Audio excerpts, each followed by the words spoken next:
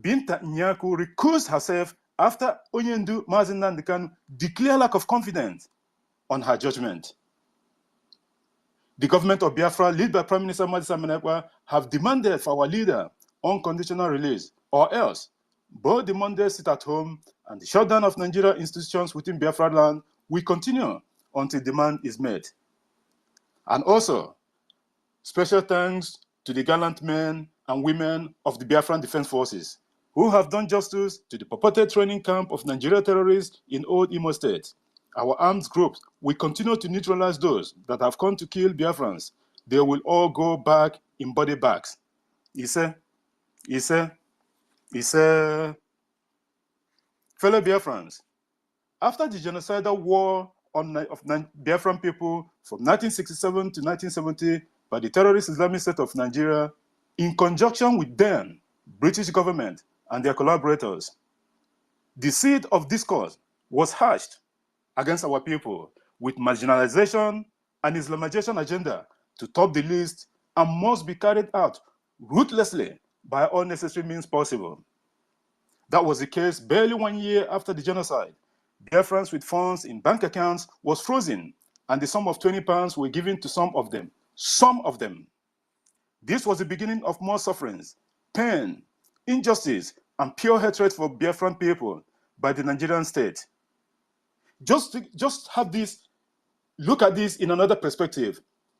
A so-called two nations that had internal conflict, although on our own side we understand it's genocide, but after everything have done, these people claim that there's no victor and no vanquished.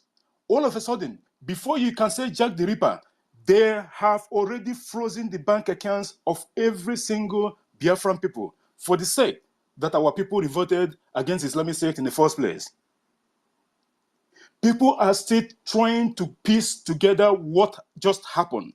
After a lot of people have lost their siblings, their daughters, their sons, their husband, their wife, their in-laws, every single family in the Biafra territory lost someone, not one, not two, during the genocidal war. And the first no victor, no vanquished so-called, they said, was to frozen the account of our people. This is not just an issue that is not confident to most of us here. But why we chose to reiterate this issue is to tell you what is about to happen again. December 2nd is looming, and the government of Biafra have made it possible for our people to subscribe to the Biafra coin, or at least, if you can maneuver the issues of how to go about the Biafra coins, the IOU loan is there for everyone to subscribe to. It's simple. You as the lender, the government of Biafra is the borrower. That is a contractual agreement between you and the Biafra government, which in turn will help the government to get the freedom that we so desire, that have killed millions of our people right from the date of that evil amalgamation till date. We all have to do the needful. The animosity towards Biafran people seems to arise from a combination of perceived distrust and the superiority nature of our people compared with other regions of Nigeria. The reconciliation, rehabilitation, and reconstruction was dead from the moment of its introduction.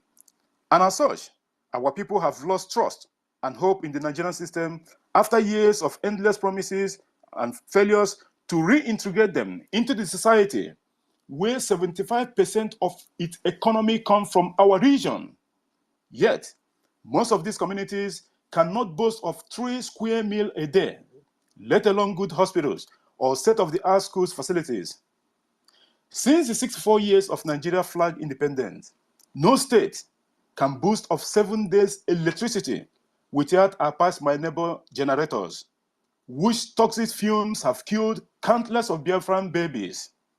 Nigeria imports 3 million of these deadly machines per year, compared with India, with 5 times the population of Nigeria, import just under 50,000 of generators per year. What does that tell you about Nigeria?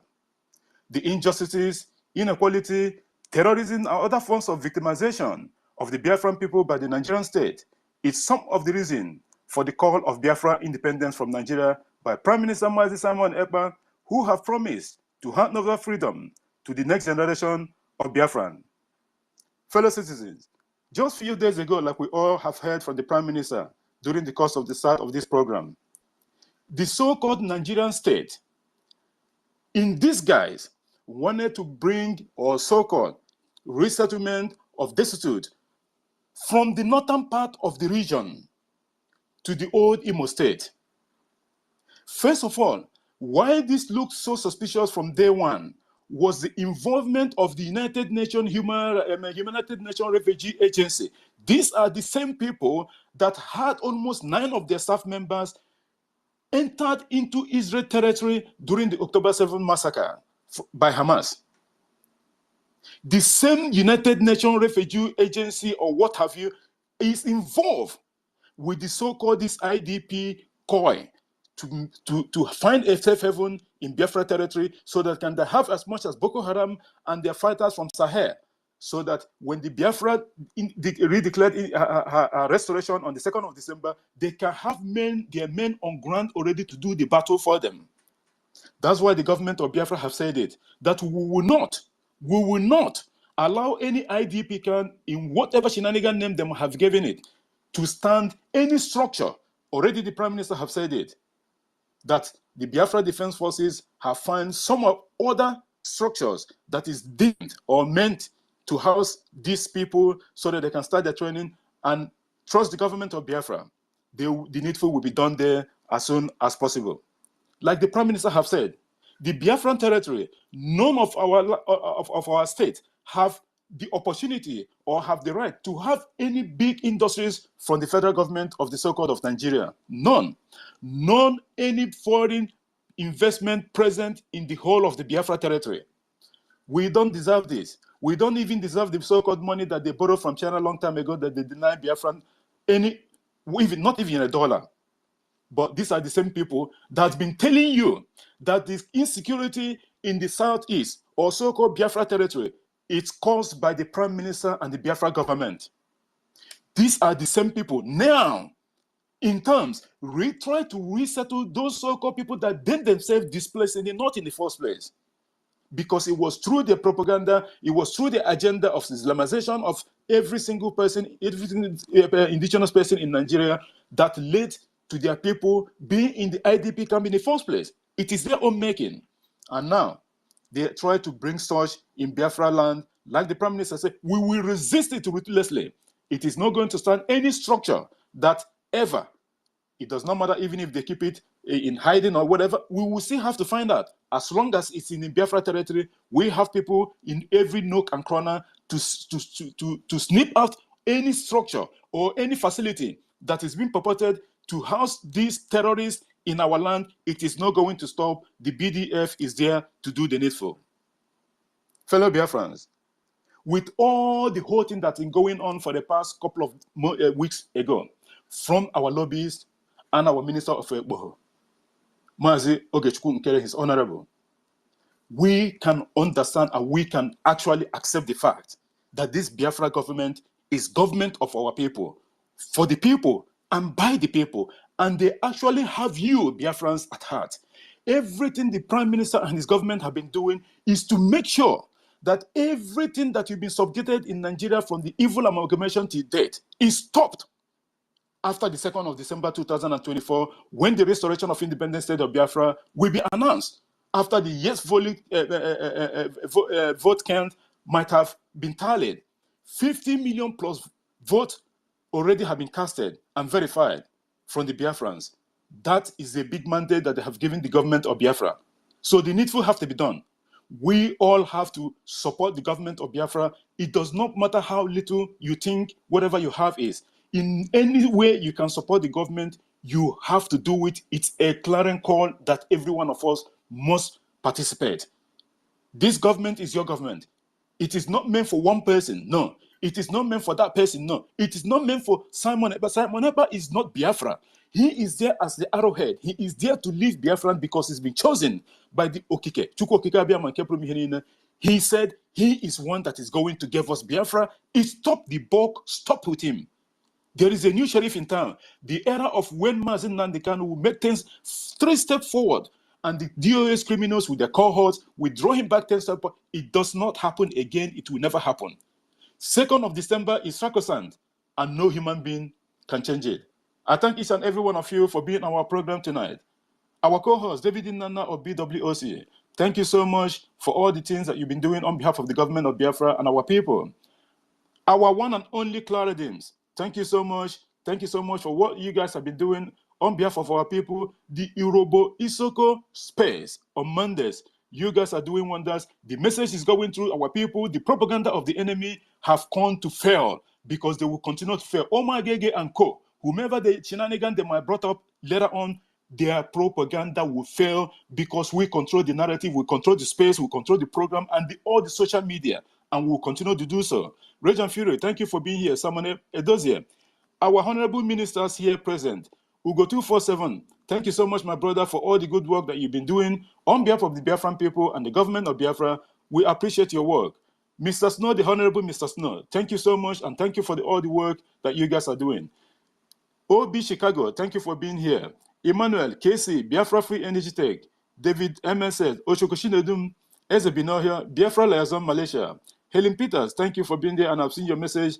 Biafra First Love, thank you so much. Osadebe Biafra, Anasta Buffalo Champion, Ugochukwu, Beno Wabo, Donald Chimeze, Frank Agodam, Ordinanwa, Golden Sun, Izude the 18, Chisom, Messi 334, Onye Nyere 1, PCS Enwa, Emeka Igwe, Opera David Emeka, Charles Oji, Justify, Emeka Emmanuel, John C, The Dawn, Vision, Shama, sorry but Mr. Sam, and everyone else. Please, if I didn't mention you are recognized. Please, guys, if you haven't done so, can you please share the space and let's get our people in so that anyone else can have their opinion heard, because in this Biafra liberation, everyone's opinion is important, regardless. And by the way, you can actually use your dialect to speak.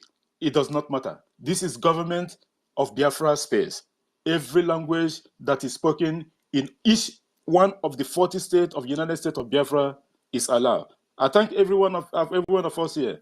First of all, let's go to Clara Dims, our co-host. You can mute your mic if you're there, please, and make a submission. Thank you for being here, my sister.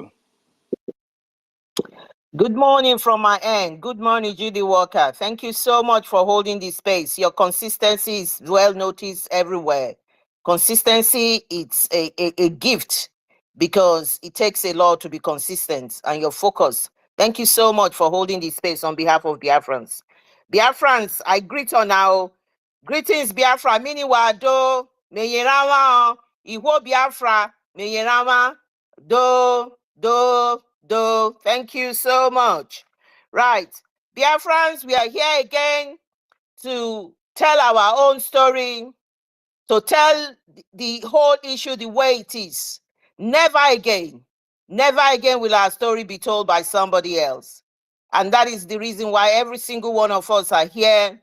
And please, like the host said, please, there's nothing that anybody cannot contribute. Every little information, every little side of your own opinion matters. You must engage. You must engage in this freedom that we are doing.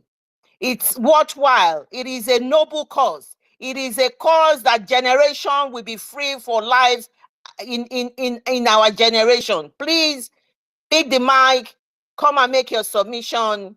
If you are not talking, you can put information on the text side and make sure you say something. You are all very welcome here. And I greet every single person. The other co-host, David Nana, Judy Walker has mentioned everybody's name, and all existing protocol must be obeyed or observed, because this is a Biafra government in exile and de facto government in homeland space, being hosted by Judy Walker. Biafrans, I mean, I cannot go ahead without appreciating what Chukwokika Biama has done for us, how he has chosen us and he has loved us dearly by giving us these two men of our own time, Mazi Nnamdi Kanu, who is there, who is leading from the front, And that is the reason, the boldness that we all have, because this man said the persecution of the Igbo people stops in front of him. And that is it. He is leading from the front. He's in his 4th year of castration, or what will I say? It's not even, it's worse than castration, because he's in the dungeon, in isolation and in a torture. He's been tortured mentally. And that is the reason why they put him there, to see if they can break him. It's a mental torture where he spends well over 23 hours by himself inside a very small space and allow only less than an hour to come out in the courtyard. This is his 4th year. Mazi Nnamdi Kanu, our thanks is immense. You are standing strong, and that is why every single one of us can be in this space here, because the devil has refused to come to you, and you have refused, and you have rejected the devil, because they must have enticed you with all sorts of things. And what you want is Biafra, and you promise us, I will never disappoint you. Biafra is what I am seeking. Freedom is what I am seeking. Thank you so much. Obato Bie Agbaragburu, Etere Kondo, the good guy, the ambassador of peace, the mathematics the zoo cannot solve. We salute you. May God Chukwokika Biama continue to guide you, the wisdom that you have. God continue to enrich it, encourage you in every situation that you face. We know the burden is so high and heavy, and you have stood strong. Your fearlessness, it's so admirable. Your leadership style is so admirable. And that is why the zoo is quaking, dying, confused. I just laughed just yesterday, I saw the CDM. Christopher Musa copies everything our prime minister does, Biafrans. Everything, he copies it. He too wants to do data collection, because he was making reference and making comment that if they had data, they will be able to work better. Now he's left data. Now there's this army product, there's this company who is going to start producing their weaponry that they need.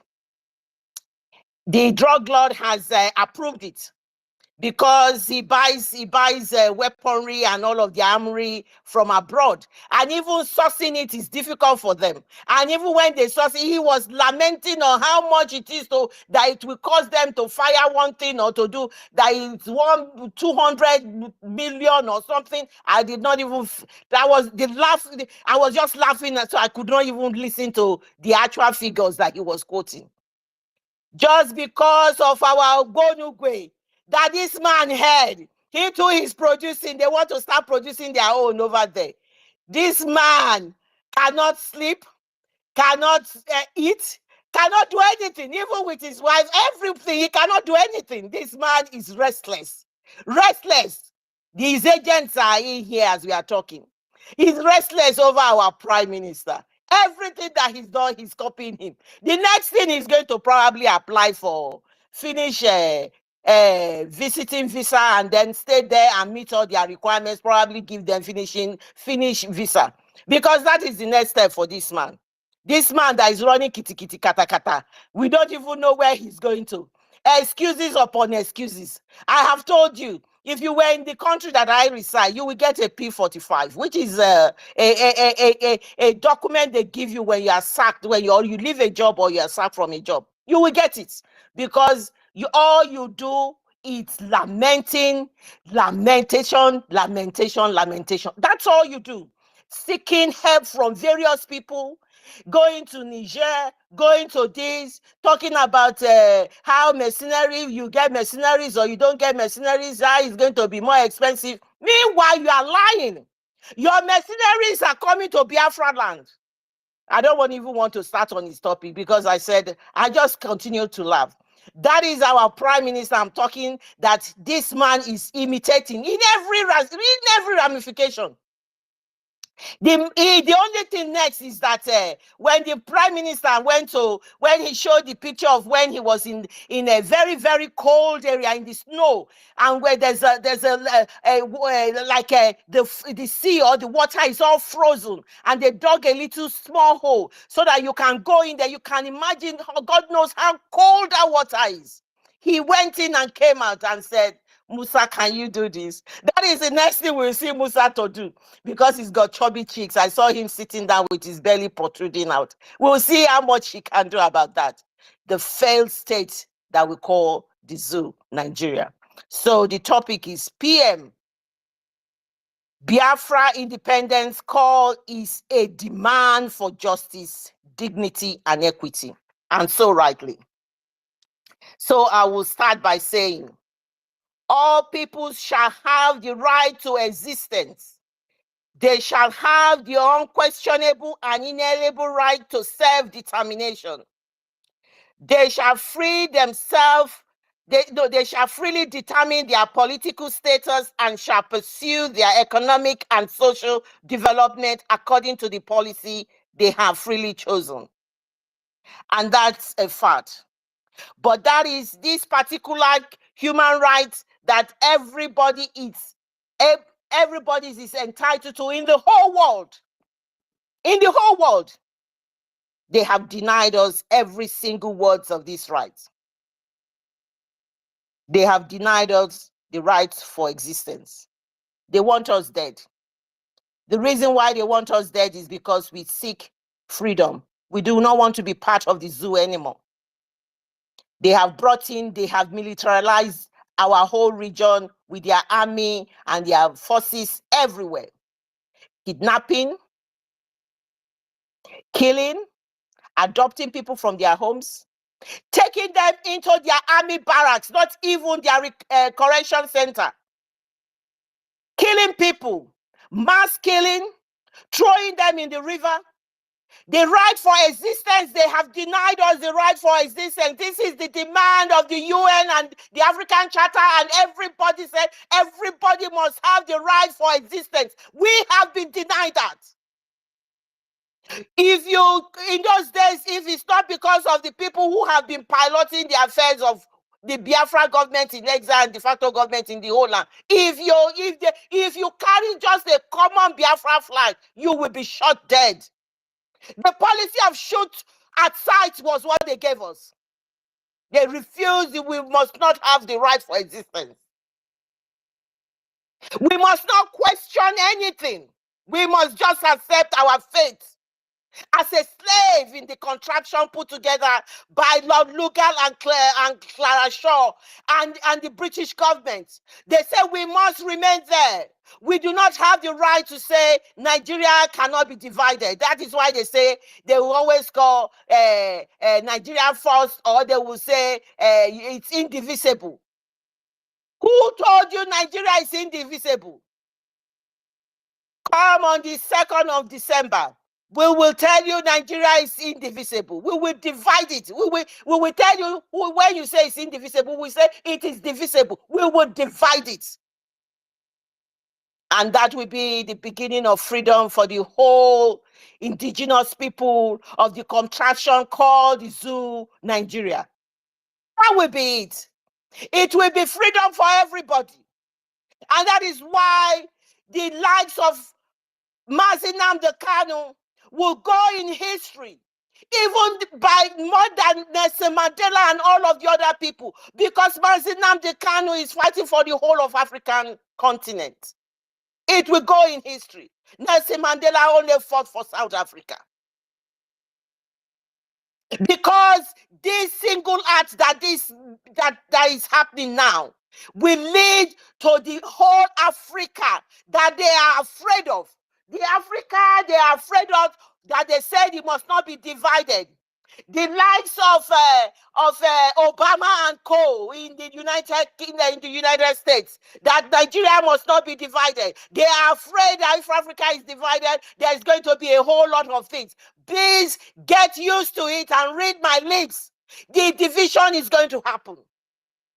There is no going back. Because the leaders of Biafrans, the leaders suggest that they could declare independence as soon as this autumn. I am reading from what from the what is his name, Michael Rubin's article, which is one of the, he wrote it in the Post, one of the eminent national security journals in the USA, Dr. Michael Rubin. When they keep saying independence as soon as this autumn, Biafrans, it seems, want self-determination, and that is it. Those are part of what I read out. They shall have the unquestionable and inalienable right to self-determination. And that self-determination is what this man is referring to here, Michael Rubin. He is saying Biafrans are determined to have their self-determination. That is it. Even if they do not declare independence, however, the Nigerian governments are unwilling to address the issue. That is how the justice and dignity and equity has eluded the zoo. They are unwilling. Their unwillingness to address the ethnic persecution and the anti-Christian discrimination cannot continue. And that is exactly what this guy is saying. He said Blinken believed he could sweep the persecution under the carpet in the name of diplomacy. He believed that if the State Department refrained from criticizing the Nigerian leadership bigotry, Washington and Abuja might enjoy smooth relationship. It is impossible, my people, it is impossible to paper over such persecution. That is the persecution I am talking about here. However, by refusing to demand that Nigeria treat all its citizens equally and respect their cultural and religious freedom, Blinken and the State Department demonstrated that we Biafrans, could not walk within the system. And that is why our freedom or die slogan it is. We can't walk within the system. It is either freedom or die. So, my people of Biafrans, the absence of Americans' attention that could quickly become Nigeria's failure. And that is why our Prime Minister with his lobbies are working tirelessly to make sure to open the ears of the Americans, the American legislatures, to open their ears. Your absence is going to kill this giant country. You must listen to what is going on. The persecution of the Christians, the persecution of Biafrans and indigenous people, the lack of justice and dignity and equity that is being given, that is being handed to them. And that is the reason why that went on. And that is why our Prime Minister, who said the diplomacy, it's at the highest level. And that is what it is. And one day that Prime Minister is going to go to that UN and address the whole world. Unlike the useless Boko Haram leader propagating evil in their Takia system, pretending to the whole world. They do something, they will be doing something else, and they will be presenting something else. Our Prime Minister will genuinely tell the whole world the truth and nothing but the truth. And that is what is going to happen. So I carry on and say that not only us, Biafrans, that are saying this.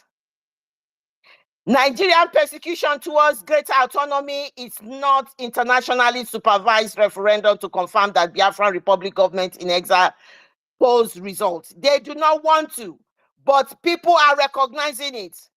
Amnesty accuses the Nigerian security agencies enforced disappearance of people from the southeast and Biafrans. And that is true. And so this is what is happening. The terrorists like Boko Haram in the north, and they are kidnapping everybody. They are terrorizing people, and they want to bring them by back door into Biafra land, which the host has already dealt with extensively in this in his submission. So Biafrans, no matter how they bring it, in our reason during the convention that we are having. We have a lot of reasons why we are going to be Biafrans and we do not want to be part of the evil contraption called Nigeria, because of the lack of justice, dignity, and equity. Over 103 million Nigerians are in multi-dimensional poverty. I never said that. That was being said by Amnesty and other agencies. There is no security, no housing, no water, no electricity. People are lucky to eat one meal a day. Yet our politicians, billionaires, are spitting on their pain. How are they spitting on their pain? You see the government of the drug lord Tinubu, 21 billion he used to renovate vice president residence, 70 billion he uses to buy vehicle for legislators, 4 billion to renovate the dam barrack, 3 billion for his Aguda house. He has a house in Aguda. 5 billion in taxing 5 billion to for facial decoration, 1.5 billion to purchase car for first lady, and then he increases the judge's salary by 100%, and again he's providing over 40 buildings for the judges because they will do their biddings. 5 billion for presidential fleet, and everybody knows about their presidential fleet. Well, we don't know how many they have. Some of them have been seized, some of them they released them, some of them they have paid money against them, but he keeps buying a new one, new president, new presidential jets, and some of them, just like the other dead one that left, was parking his presidential jet in a place in one of the airports in the United Kingdom, and it was costing the Nigerian taxpayers huge sums of money while he was getting treatment. These are the things we are talking about. 15 trillion to make a road from Calabar from Lagos to Calabar. And guess what? That contract was given to the drug lord's best friend. Somebody he knew during his days, when he was in Chicago. And when you calculate that, they say it costs 4 billion per kilometer. 4 billion. And that is what they have brought to us. And that is the reason why it can never be fixed. We do not want to be part of the evil contraption. We are ready to leave. Nobody is going to keep us in perpetuality in a contraption that has killed so many people.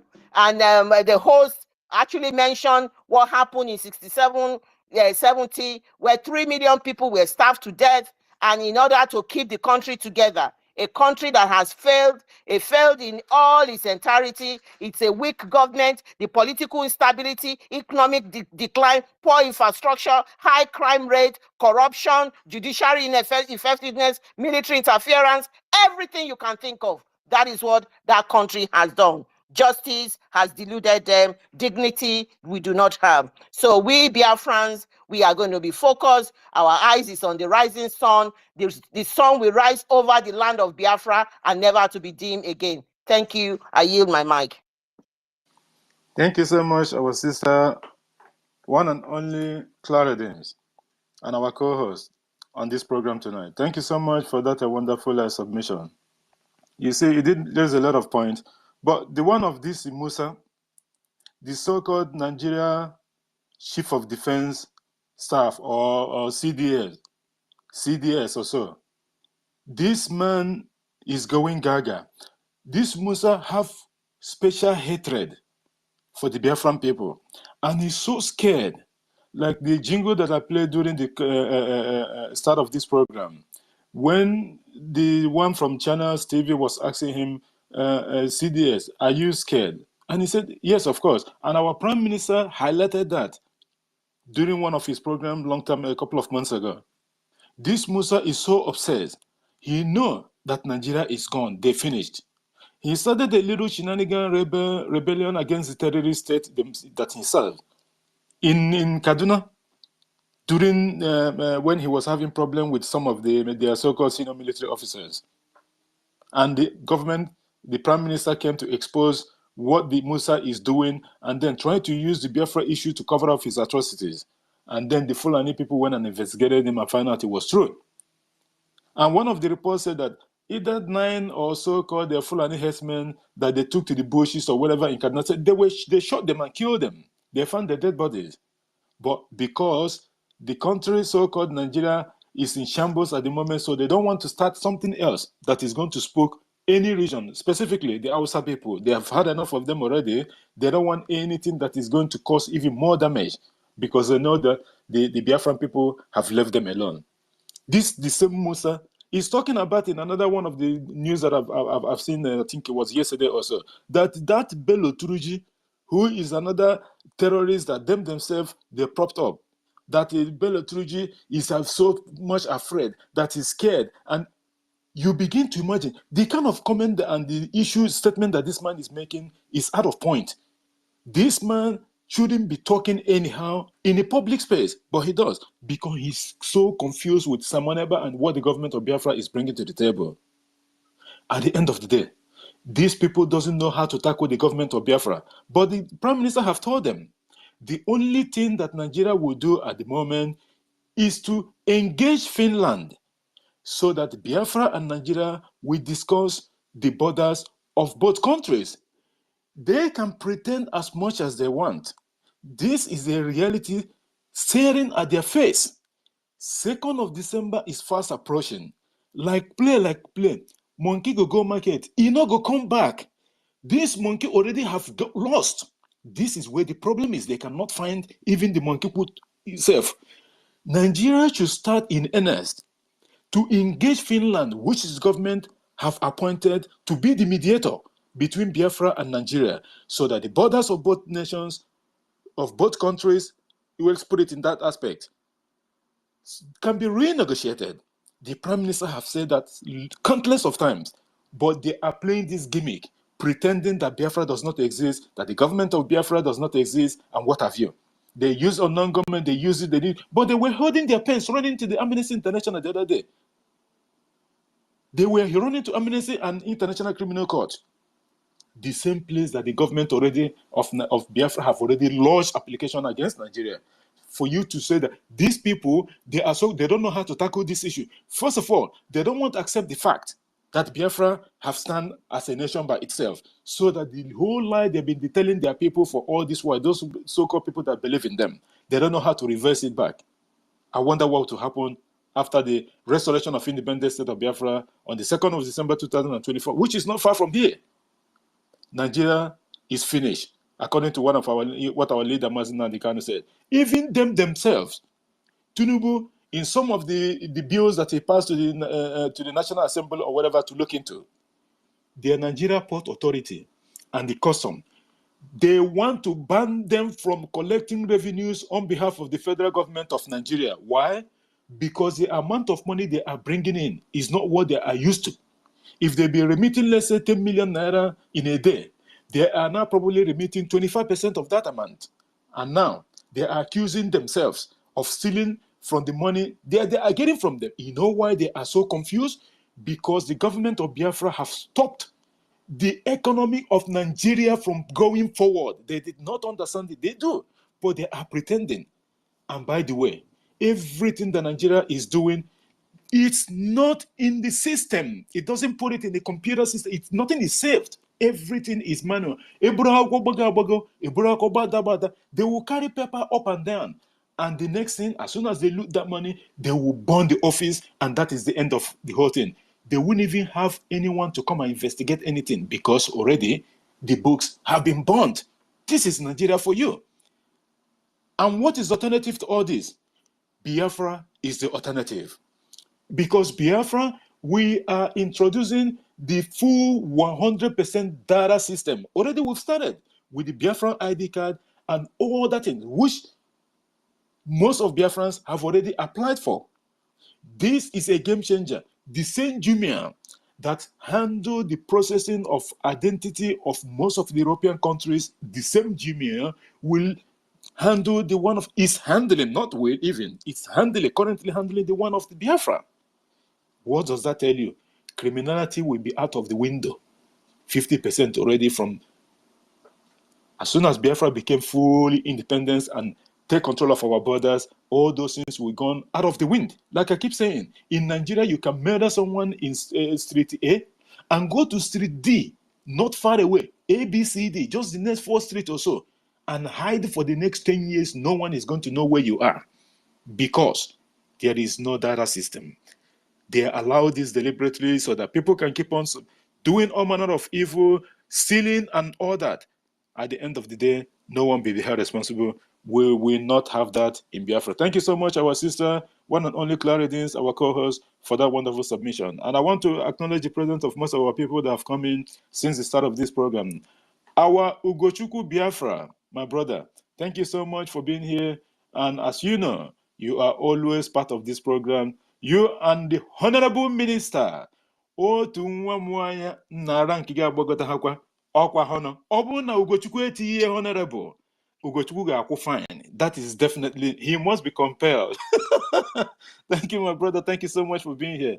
Everyone else that have come here in the course of this program, please continue to share this space so that we can get a lot of our people. You get why now. Thank you so much, everyone. Please continue to share this space so that we can get a lot of our people in. Our sister Claridins, your hand is up. Go ahead. Yeah, sorry, GJ, I just wanted to add to what you said. See, the DICON Nigeria, which is the Defense Industry Corporation of Nigeria, is a state-run defense corporation of Nigeria and operated by the Nigerian Army Force. So now the Tinubu has recently approved that they should be building their armory and everything for them. Just like everything in the zoo that has failed, that is going to heading towards failure as well. And the other thing you said I wanted to add quickly was like when they killed those seven Boko Haram that they captured, they gave them execution. They actually executed them, not use the word kill. They executed them. And what they did is that Musa had a special squad that is going about executing people, which is what they've been doing over the years in Biafra land, killing people aside, just shooting them. And if they think they look at you as their enemy, that's what they are doing. So additionally, what they did was that they started using their drones. You hear of their drones killing massive people. When they see this Boko Haram in a certain area, they use the drone. Eventually there's collateral damage. Citizens have been killed, and I think the northern leaders have put their foot down. You cannot blanketly kill people, just like how they went to Kwama to kill people blanketly, collective punishment. They were using their drones, and now they are showing off the likes of that stupid coward saying that the zoo has eliminated a lot of the Boko Haram people, and they then come back to tell us it's a fight of ideology. Do you eliminate people when you are fighting a fight of ideology? Fools everywhere. I just thought I'd put that in. Thank you so much, our sister. You know, the problem with the terrorist state is that this ideology of a thing that we keep hearing, they don't understand. Like the jingle that I played before the start of the program, when a pastor was saying that that Nigeria should understand that you cannot kill the ideology of Biafra. You cannot be able to do it. He said that even when you hold Mazin Nandikan, our leader, there are millions of Mazin Nandikan, which is true. He said that more radical ones will be there, and that is the prime minister. What he is doing today is what the man have said. You cannot kill that ideology. You cannot suppress us and make us to think that, okay, we will not go after it. It is not going to happen. Biafran people are warriors. It does not matter what. We are not cowards like the Afonjas. This is just simple truth. We are not saying this that we are boasting. This is what we are known for. Biafran people are agitators by nature. So no one will come and subjugate us and then we'll just backslide and say, okay, we cannot do this. No, it is not. That place that no one goes in and come out alive is where Biafrans will go in and come out even victorious, and people will be wondering what is going on here. We have that blessing from Chukwu Okike Abiama ordinarily. This is the problem that they've been having. And this Nigeria is indefeasible, is a scam. The same thing that Obama said before. He said the unity of Nigeria is non-negotiable. That is a scam. These are the same people that threw Jonathan out after the dead Buhari then did not even win election. But at the end of the day, all these things happen because EFIK-IBIBIO was planning for a day like this. The Messiah is here. The Prime Minister, the Commander No Mercy, whether you like it or not, to go and jump fence. He is going to bring Biafra, whether they are Funjas or the enemies of Biafra like it or not. Thank you so much, our sister. Our Honorable Minister, Otu Nwamuanya, the floor is yours, my brother. Thank you. Otu Nwamuanya, wait to go, my brother. Good morning. Good morning, my brother GD. David and Clara Leaves. Good to quiz your own. I think you've joined Stella now. Rage and Free. Honorable Minister Ugo 247 and Honorable Minister Snow. Wonderful people, I wish all of you. They were on with you, can do on Monday. Thank you so much. I just want to talk about this my concern about what I see or what I saw in about people because today everybody is opening spaces and trying to you know you know fight us because we are in a battle. Anywhere you are, there is a fight. You should be engage yourself with. We are doing our own in the media, so I see people is a pathetic things for people to come in the open space, public space, and defend Nigeria. I see people who defend Hopos Olema, who the Imo State people didn't even give their mandate at the first place. And these people are, I don't even know today, even the criminals, even the haters of Mazin Amdekano that turn around today and start saying that he's a gentleman. I still see Igbo people that are still castigating Muslim Decano and saying that one guy said that the day Muslim Decano said that he's going to spit on Azikiwe's grave. That day he felt like he felt so bad for him to have said that. I'm like, wow. Igbo people in this today's is still saying this. You understand that there are people that these people don't know what they want in life. As Nigeria stands today, nobody will come all out or with his full out and tell me that Nigeria has been favorable to them if you didn't engage yourself in any criminality or the other. That is what. Look at the university; they are crying that our guys destroyed. Sometimes I ask myself, even those that are graduated, even those with the first class, where are they today in the zoo? If you are not, if you didn't engage yourself in one criminal, if you didn't agree to work with these people from school to serve them, to do something that will harm your people for your beneficial, you will not get anything, irrespective of what you came out from school with. Our people that are graduates, they are riding keke and okada, doing all manner of things.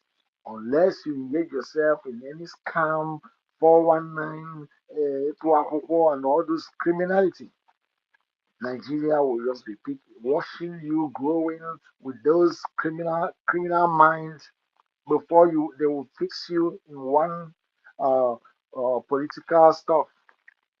And mind you, anybody that is into politics in that contraption, you are a criminal. And we will say it anywhere, and you are a murderer because you see things. Let me tell you, it's a secret society, but it's not even secret. It is an open society that they are doing it without minding what people can say, without using their forces, using their government forces to kidnap people and cut off their private parts, sell off their bodies, to the international other countries. All these things are going on. We are watching, and people, Undi Igbo, for that matter, are still saying, defending this. I'm still wondering, any day anybody will come out to defend Nigeria.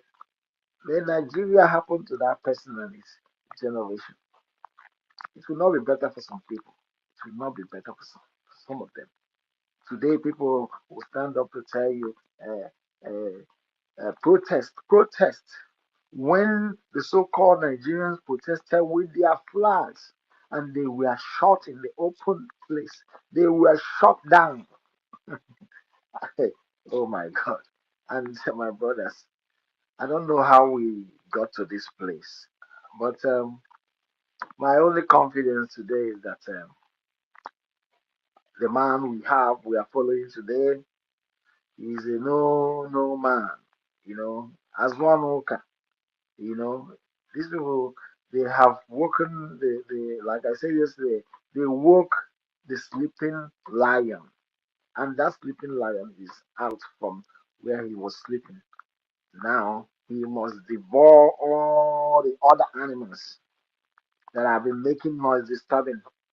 That is, he must make sure this work is done before he will go back to his sleep.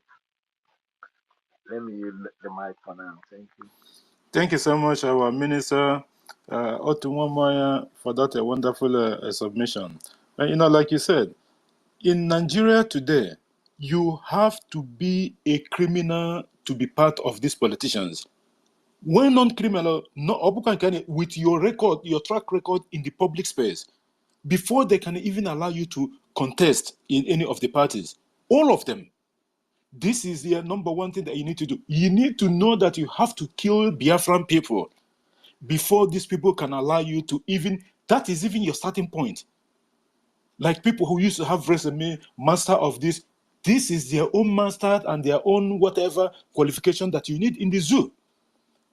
You must have killed Biafrans in the process of everything, and as such, a well-known criminal. Either you've been indicted, or maybe you are currently being investigated for money laundering, fraud, or what have you. That is your qualification for being a politician or any government ministerial position in Nigeria. This is a fact. We are not making up things here. This is 100% truth. All Nigerian politicians have skeleton in their cupboard, as they said. That is the difference. That's what is not going to happen in Biafra, because everything will be checkmated, the laws will be sacrosanct, and everyone else must obey it. There is nothing like, do you want me to make call? It is not going to happen. You can go to prison and make that call. That is your own problem. Go to Nigeria and do that. Left for them. In Biafra, you are not going to make any call to call anyone to come and save you. The law will be there for all and sundry. Thank you so much, our minister, Otuwamoya, for that. We appreciate. Before we go to Ugochukwu, please, can you let us get our David Nana, and then we'll come to Ugochukwu, please, if you don't mind. David Nana of BWOC, if you're there, please, unmute your mic and make a submission. Thank you, my brother. I know that you're busy at the moment. I am here, Go ahead. JD. Thank you so much. Can you hear me? Okay, thank you so much, JD, for setting up this space once again today. I salute your courage and I salute your consistency. And I thank you for what you are doing for our people. You know, I call you the beautiful, handsome young man. Thank you for what you are doing. And I want to stand on the already established protocols by my host, JD Waka, and our sister Clara Dims, one of the sisters with the voice of Ogene from the coastal region of Biafra. I salute you for your wonderful submission as well. I salute our honorable minister, the watchdog of BRICS, and every other minister of our government that is here as well. I appreciate you for being here with us as well. And every wonderful Biafrans, lovers of freedom, lovers of Mazi Nnamdi Kanu, lovers of our Prime Minister, haters of Biafra, Those who are listening anonymously, I also welcome you as well. The media houses that may be listening or may listen later, I appreciate every one of you. You see, I will not waste time because a lot have been said by my host and the co-host and as well as our minister. But I want to remind us that we are so fortunate. We are a loved people. We are a special people. And that is why we are here today. I want everybody, each and every one of us, to reflect back and put ourselves in a situation whereby we are the Hausa tribe. Imagine a scenario whereby you are the Yoruba tribe, the Yoruba tribe of today. Imagine a scenario whereby you are from the Middle Belt. You are from the Southern Kaduna. You are from every other ethnic nationality, but not Igbo, not Biafran. Imagine a situation whereby you find yourself in such scenario. And tell me today, is there anybody speaking for the Hausa tribe, either in diaspora or in the homeland, against the atrocious activities of the Nigerian terrorist state against them? The answer is no. Is there anybody from the Southern Kaduna that is so vocal, or a group of persons that are vocal like you and I on this space, speaking against the atrocities of their people, either in homeland or in diaspora? There is none. Is there anybody from the Yoruba tribe that are speaking holistically, fearlessly, consistently against the atrocities of the Nigerian state, against them and against their people? There is none. Even one of the sister who declared, one of the Yoruba sister who declared the full Yoruba freedom in the United States, in UK. The Nigerian government went to her ancestral land and demolished the house. And since then, have you seen her speak again? No. Imagine a scenario whereby you are from the Middle Belt, Benue State, today, and there was no Simon Ekpa. There is no Mazin Nnamdi Kanu. Tell me, is there anybody from that side of Nigeria that is standing very strong to speak against the atrocious activities of the Nigerian-sponsored terrorism against the people? The answer is no. So we are so special people. It is because of Mazin Nnamdi Kanu, Mazi Simon Ekpa, their exploits, their consistency, their doggedness, their steadfastness, their courageousness that have given you, JD, the impetus to come on space, has given me the audacity to come on space, has given each and every one of us, including our women that are here, has given us the courage to come on space and talk against the atrocious activities of the terrorist Nigerian state. It is because Mazin Nnamdi Kanu stood very strong, came out fearlessly. Even when he came out, they tried to silence him, but he stood his ground. And that is why we saw that when you stand your ground like Mazin Nnamdi Kanu, you will be emboldened more and more to speak and to fight against those who want to kill you, and the terrorist state will be shaken. So we are so lucky to have these men in our folds, and we are so privileged that they came from the land of our ancestors. And that is why we are bold enough to hold spaces. If these people did not exist, I bet you me, when all around the world, the Nigerian government would have bought every country in this world. Whenever you come on social media to speak against them, they'll find your location and they'll take you out. You remember Musa made that assertion. Oh, that the UK, America, the FBI, the Mossad should go for these people who are supporting and financing the agitation for the freedom of their people. Even when the international world know that there is no crime committed here, but Nigeria have been able to buy their way into committing all manner of atrocities, and nobody held them responsible for that. But because we have men, we have women, we have lions and lionesses in Biafra, because Chukwu EKID-IBIBIO gave us the privilege to come from his lineage. He created us a God's people. And that is why our PM is calling for the independent demand. That is why our PM can say, Biafra independent is a call for the dignity and equity.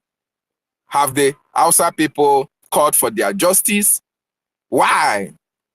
Have the Benue people been bold to stand for their justice and call for it? Why?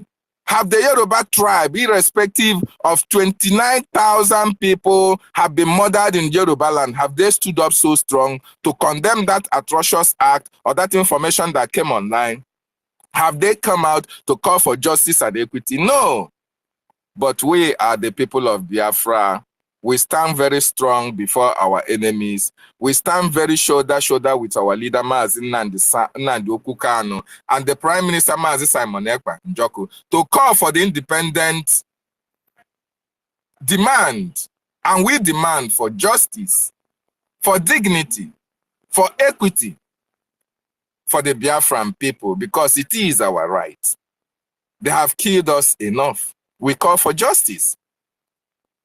They have annihilated us enough. We call for justice.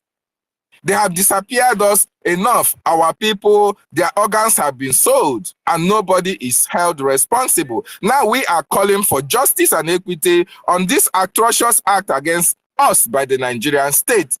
We are also calling for justice against the continued detention of our leader, Mazi Nnamdi Kanu, because we are special people. And 2nd of December, while we are still calling for justice, while we are still asking the Nigerian terrorist state to do the needful, which is calling Finland for negotiation so that this fight can end well for Nigerian state, while we are still doing it in a more diplomatic approach through the self-referendum and through diplomatic means in the international scene, the Nigerian government do not want to go into that line. Their only line of thought is to bring the military, to bring fighters, to bring fighter jets to Biafra land and continue their atrocious acts against our people. And that is why we stand very strong with our Prime Minister to say enough is enough, to say that we want justice for over 3 million children that were starved to death, to say that we want justice for Mazi Nnamdi Kanu, to say that we want justice for Biafrans that were killed for carrying only flags, that we say we want justice for MASOP members who are also Biafrans that were killed and thrown into Ezu River, even those that were poured acid on their faces in order to discover them. Disfigure them. These are the atrocious activities of the Nigerian terrorist state. And that is why we are bold enough to stand here and call out the Nigerian state for their atrocious actions, killings, disappearances, forced arrest, continued incarceration of our people in our land, and moreover, the invasion of Biafra land. It is against the international norms. The military have no jurisdiction to invade a state that is not under war. Their sole responsibility is to defend their boundaries, but Nigerian government sent military to come and kill our people, to shut us up and to force us into one Nigeria, which expired in 2014. So wonderful people and lovers of freedom. PM, Biafra independence call is a demand for justice, dignity, and equity. Justice for Biafrans all over the world.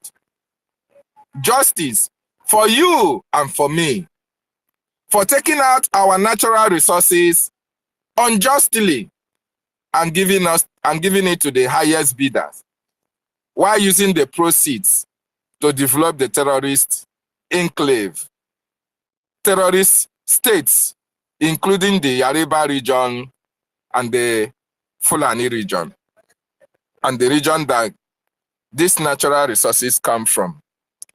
We are left to suffer and fend for ourselves and develop our communities. That is impunity in the highest level. Therefore, we call for justice for the Biafran people. And since Nigerian government do not want to listen, do not want to come to terms that Nigeria is not workable, we have taken it upon ourselves that 2nd of December, if Nigeria did not do the needful, we are going to take laws into our hands and send those people packing who are in our vicinities, in our communities, and disappearing our people, looking for who to kill and to devour. Very, very important. So I salute everybody for coming here, and I want you to reflect a bit. If you are from Southern Kaduna, if you are from Benue State, if you are from the Yoruba tribe, and there is nobody speaking for you, you are at the mercy of the terrorists. That is actually what is happening in Nigeria today.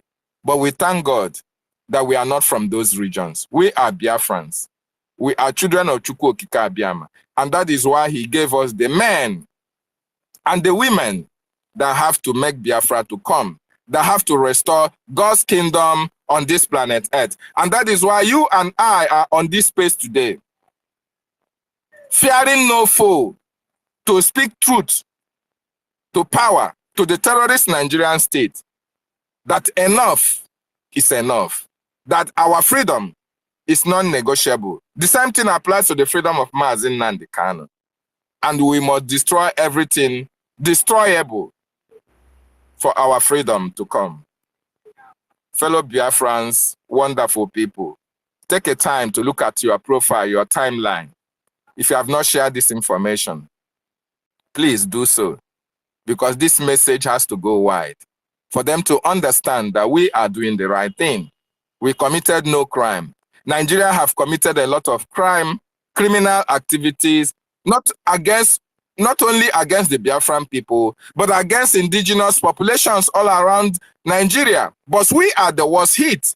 We are the worst hit because they are taking what belongs to us and sharing it without our consent and giving us peanut, not even giving us peanut, but selected a very privileged few, unscrupulous individuals, intellectuals, and giving them peanut from the proceeds that come from their land, while the vast majority of Biafrans are suffering all around the world to make ends meet. So it is now that we want justice and equity be done in this state that we are today. And we are asking that Biafra be restored so that everybody can have a say in the government of his people.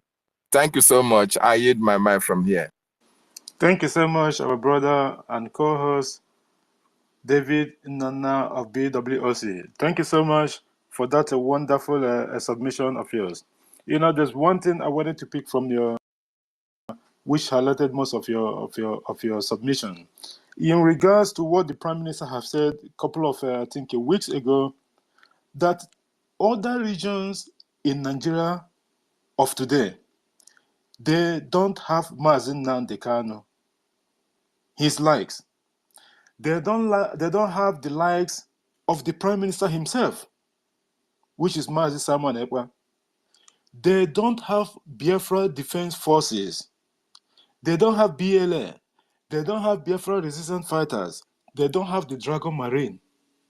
They don't have anything.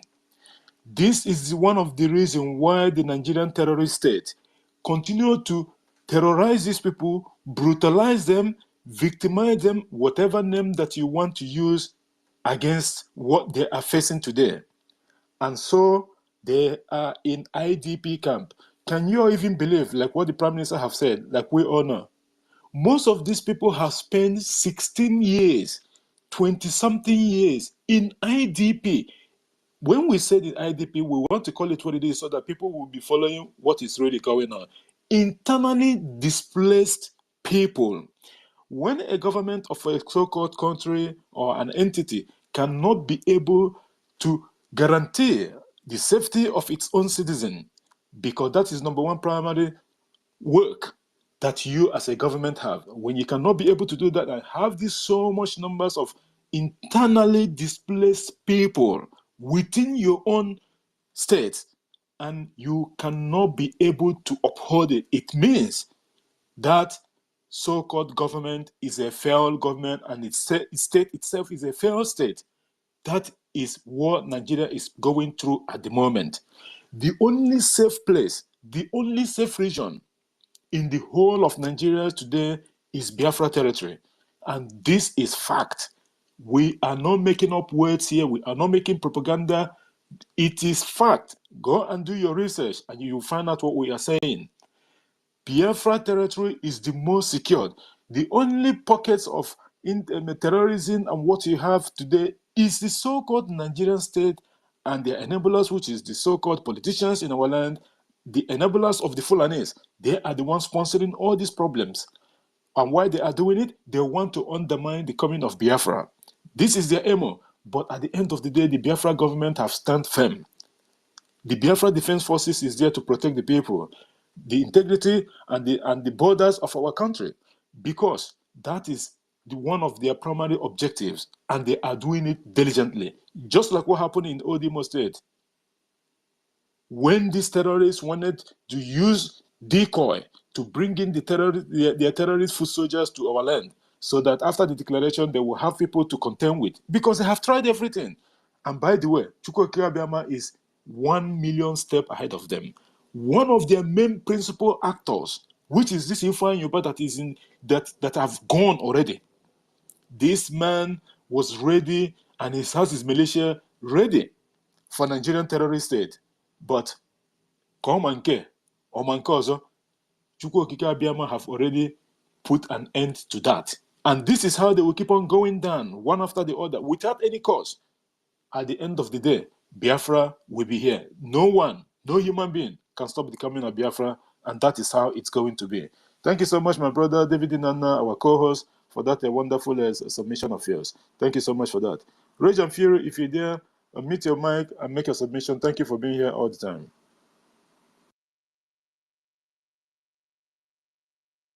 Rage and Fury, are you there? Okay, it's like Rage and Fury is not close to his mic. He lost his mic or something as well. Biafra activists, I am you just came in. Can I be please, if you haven't shared the space, let me check your wall first, because this is one of the criteria. I think you haven't shared the space yet. Let me see. Okay, yeah, you have shared the space.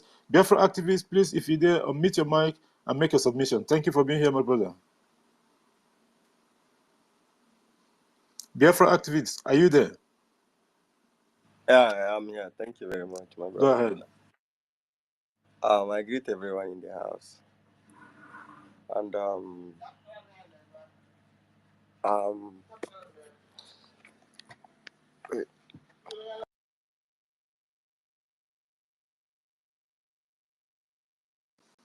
Biafra activists is like you're having network challenges and all that. Your line seems to be fluctuating.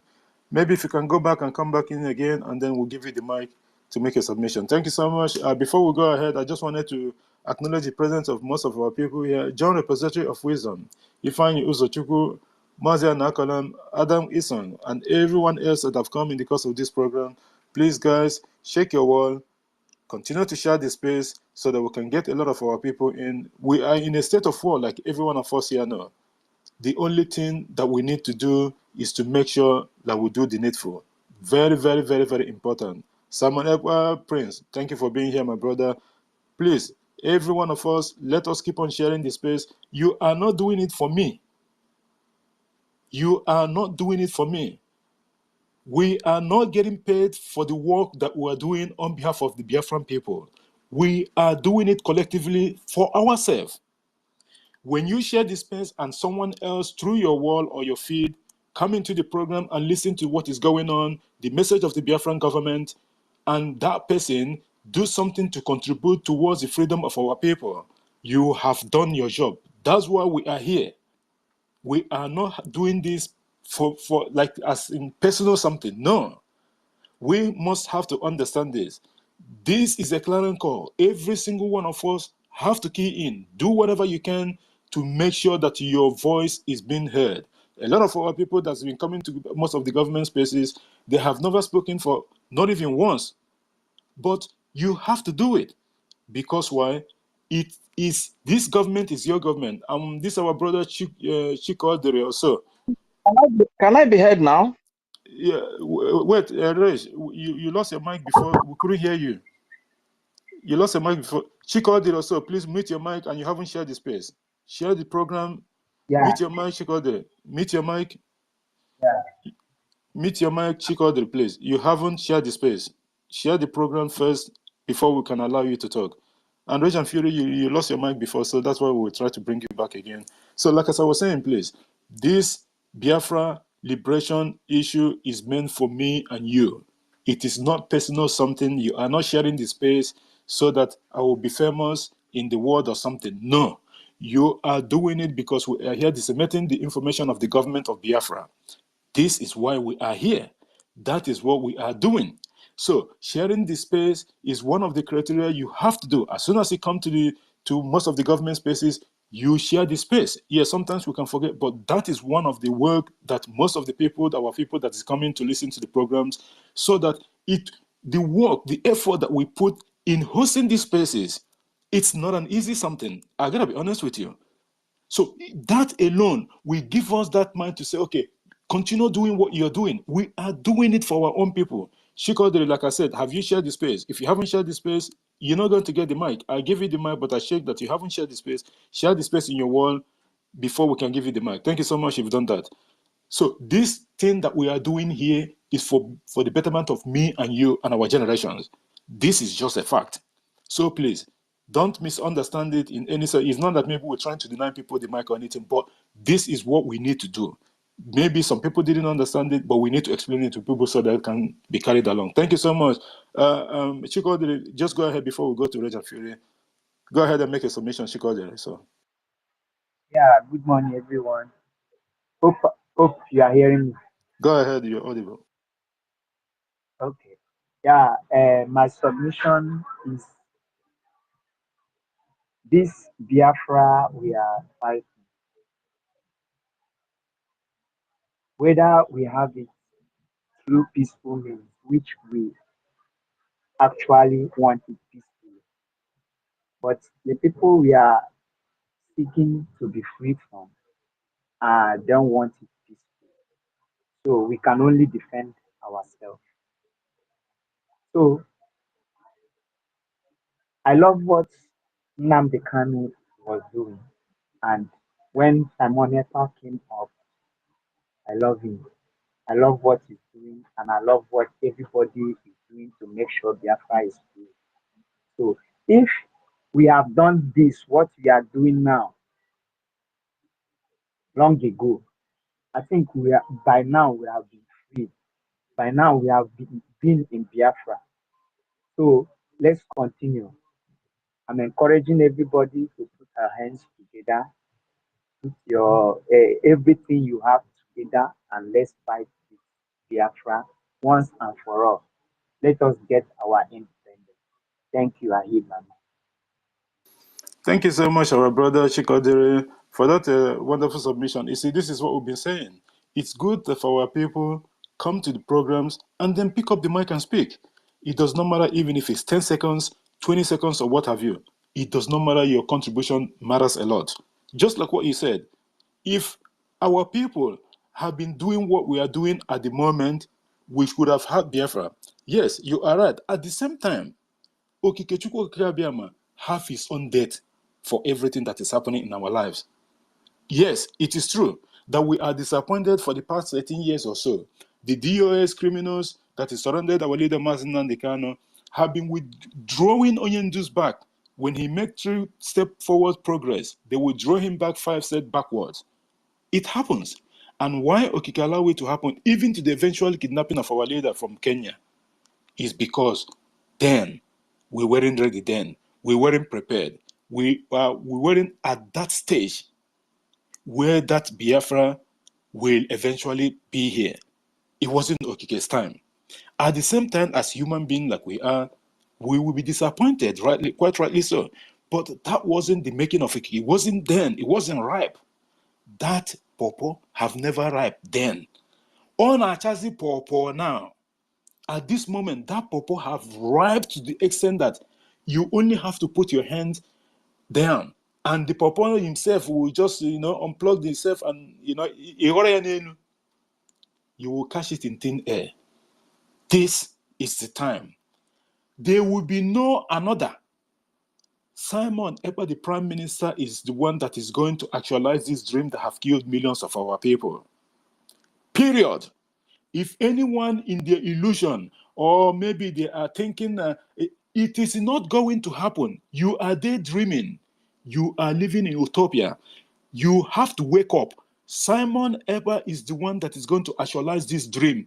Simple put.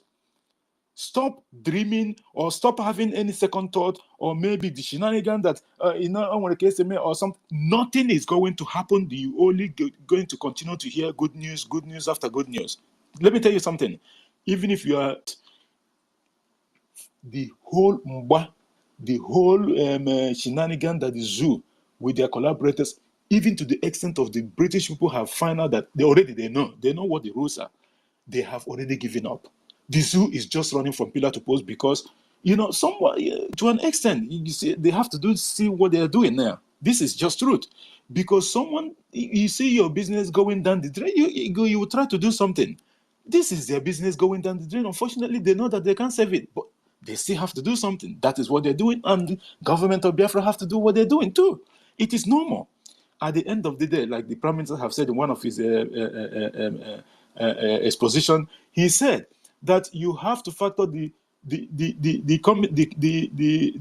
restoration of Biafra is between the good and the bad. So do you think that the bad is going to win the good? It is not going to happen. This is just a fact. And that is what is going to happen. Thank you so much, our brother, because you did say it.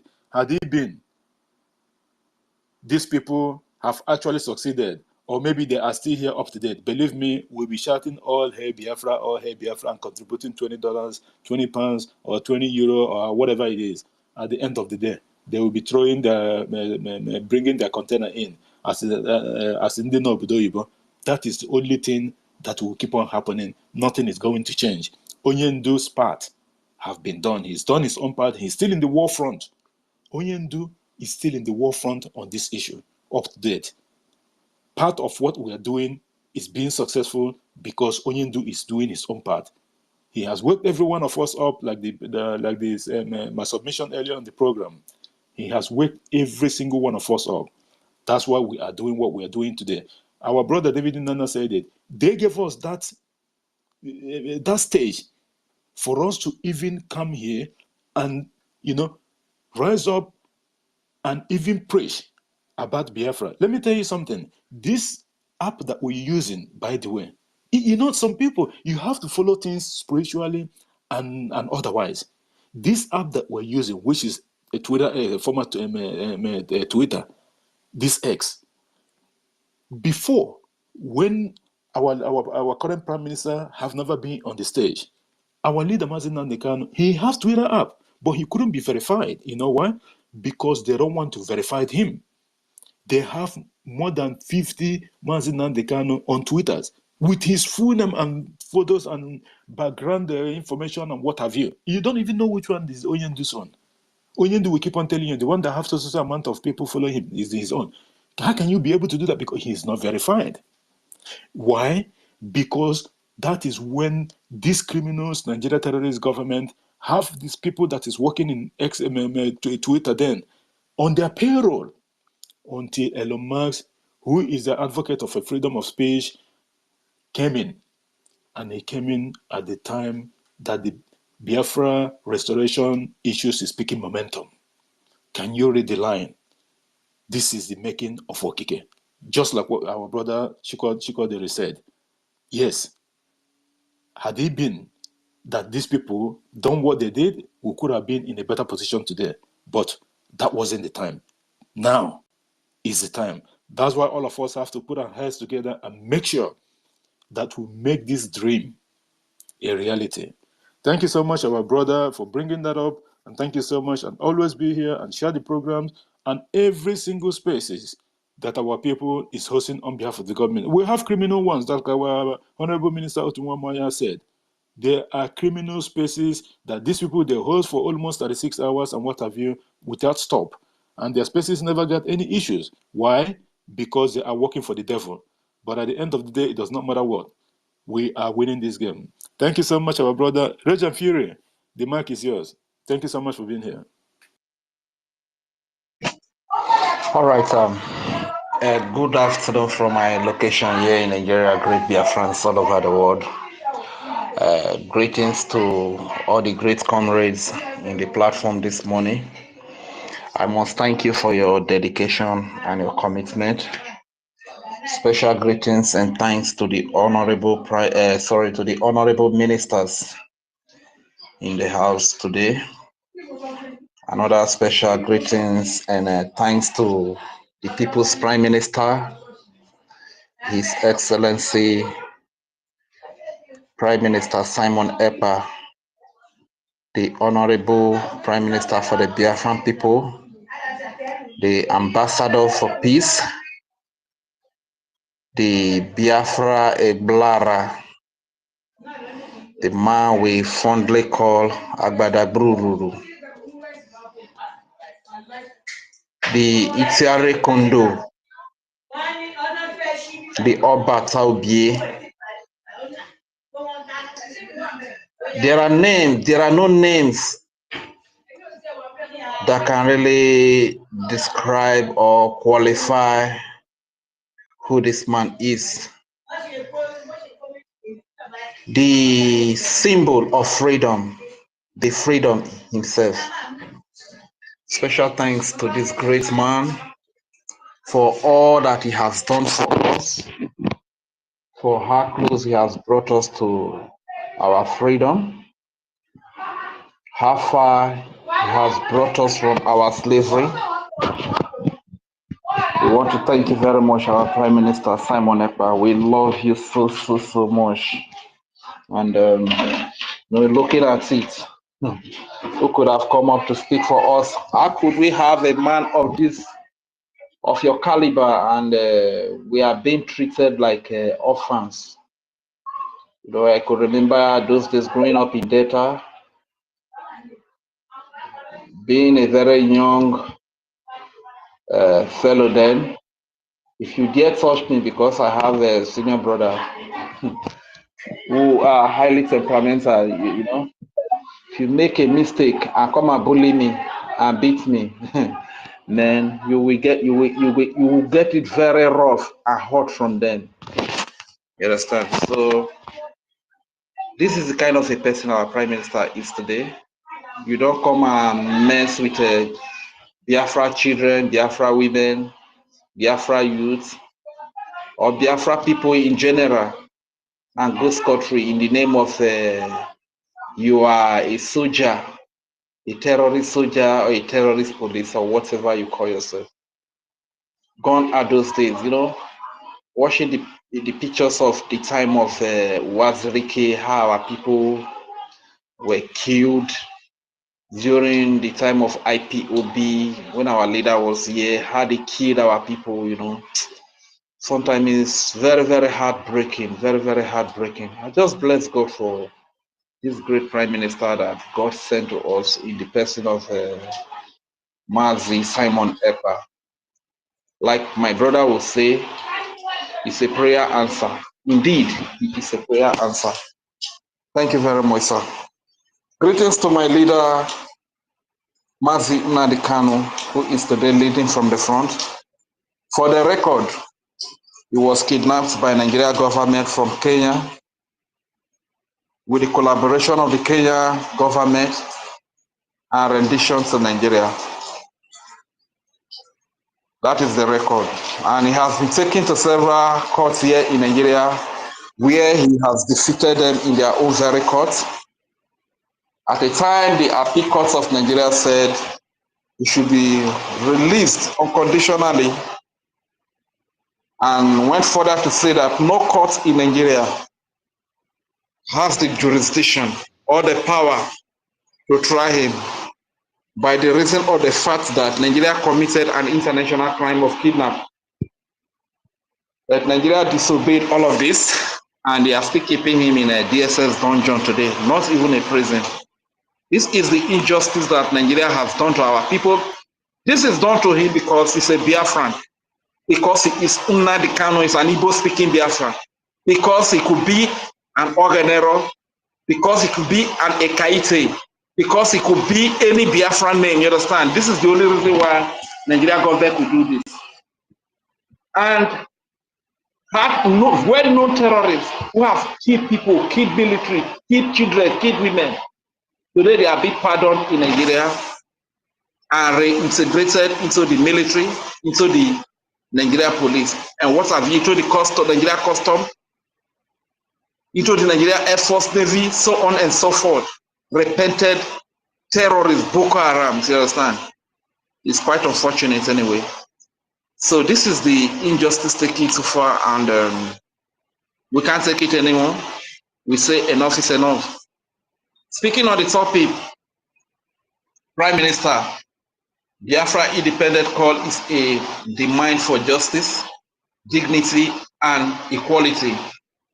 Yeah, that is well explained and self-explained. It is a call for justice because the injustice that is being done to us in Nigeria, if not because of this Prime Minister, today our people are treated with some level of respect, you understand? If not because of this Prime Minister, my brother, I don't even know how we'll tell the story. Okay? And it is even beyond everything that is stated here. It is a call. It is a call for security, not only security of Biafrans, but the security of Africa. Not only security for Africa, but security for the West, security for the nation of Israel, even security for the nations of Europe, security for even the Arab world that don't involve themselves in insecurity, that don't involve themselves in terrorism. This is what it means, you understand? Because like the Prime Minister rightly said some time ago, these people are looking for a safe haven, you understand? Where they can build their headquarters. Then if they succeed in doing that in Nigeria, what you have in Iran will be a child's play, you understand? Because number one, the heart of a black person is very wicked, very, very wicked. So when you have an alliance of terrorism, of doing evil to the West, to the Europeans, my brother, you can imagine how deadly it will be, you understand? So this call for Biafra freedom goes beyond justice, dignity, and equality. It is a call to make the world a more peaceful place, a more safer place. You understand? Because going by what is happening right here in Nigeria, exactly what happens in Afghanistan. You get, when we say they put themselves, these extremists, Islamic extremists, they put themselves in every key position. In the executive, they are there. In the judiciary, they are there. In the legislative, they are there. You understand? Before you know, once they take up every department of government, then they begin to carry out their terrorism. So, like I've always said before, we just have to thank God for this great Prime Minister that God has sent to us to bring back our dignity, that people will treat us because I am an Igbo person, because I'm an Isoko Urobo person, Igodo person, Ijo person, Shekiri person, Calabar person. Just look at the last state of union that our Prime Minister did. Ever since the war, it was a mistake, by mistake, that we only have one president that came from the Biafra territory. It was just by mistake, in the person of Goodluck Ebele Jonathan. And ever since the war, no Igbo-speaking Biafran has taken the position of president. You understand? All the key position. Look at the big multinational companies that come to Nigeria. Why do they come to Nigeria to do business? Did they come to Nigeria to do business because there are cows, because there are Fulani cows in Nigeria? No. The multinational companies, they come to Nigeria to do business because of our oil. Yet, no development in our region. Yet, we can't even hold key position. Yet, none of their, all these multinational companies, none of their headquarters could be found in the whole Biafra land. Go to Warri, go to Bayelsa, go to Port Harcourt, which is OGOJA, go to the Igbo region, a Igbo-speaking region of Biafra, go to Igodo. None of their headquarters is there. All of them, they are either in Lagos or in Abuja. You understand? They use we are the ones that have the resources that power the Nigerian economy. Yet they maltreat us, they kill us, they subjugate us, they enslave us. You understand? So do they think that is going to continue this way? And to the Chief of Defense Staff, Musa, I just thank God that he's getting the message, you understand? In the sense that, fine, most of those things that the Biafra government has implemented already in our government, most of those plans that we have from our Biafra government is not supporting them, it's not rooting for them. You get? This is to tell you that we are doing the right thing. We are only trying to live, to survive, to have a better life for our people. This is all we are doing. They are the ones that are bringing the criminality, insecurity, and terrorism to our land. This is why you see we don't go to the west, we don't go to the north. We are in the old eastern region, which is the south and the east.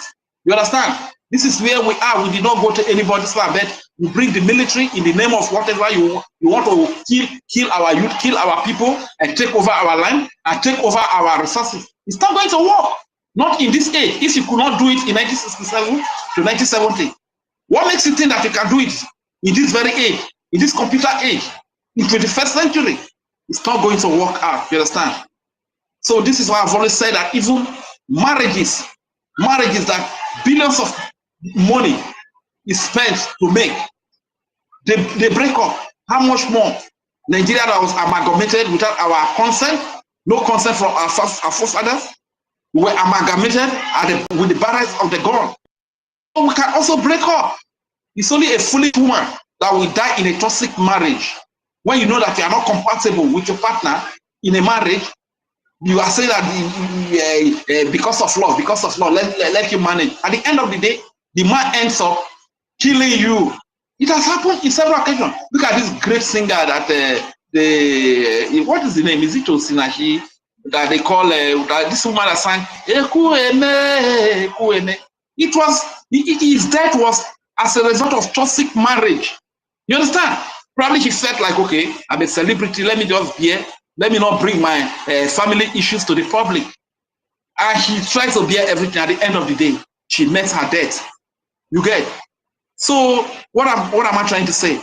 These marriages that a lot of money is spent to make do break up as a result of non-compatibility from both parties.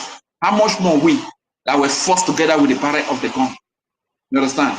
So once again, I want to say a very big thank you for putting up this space, and I want to encourage Biafrans, because this time we are in now, we need the resources, we need the money.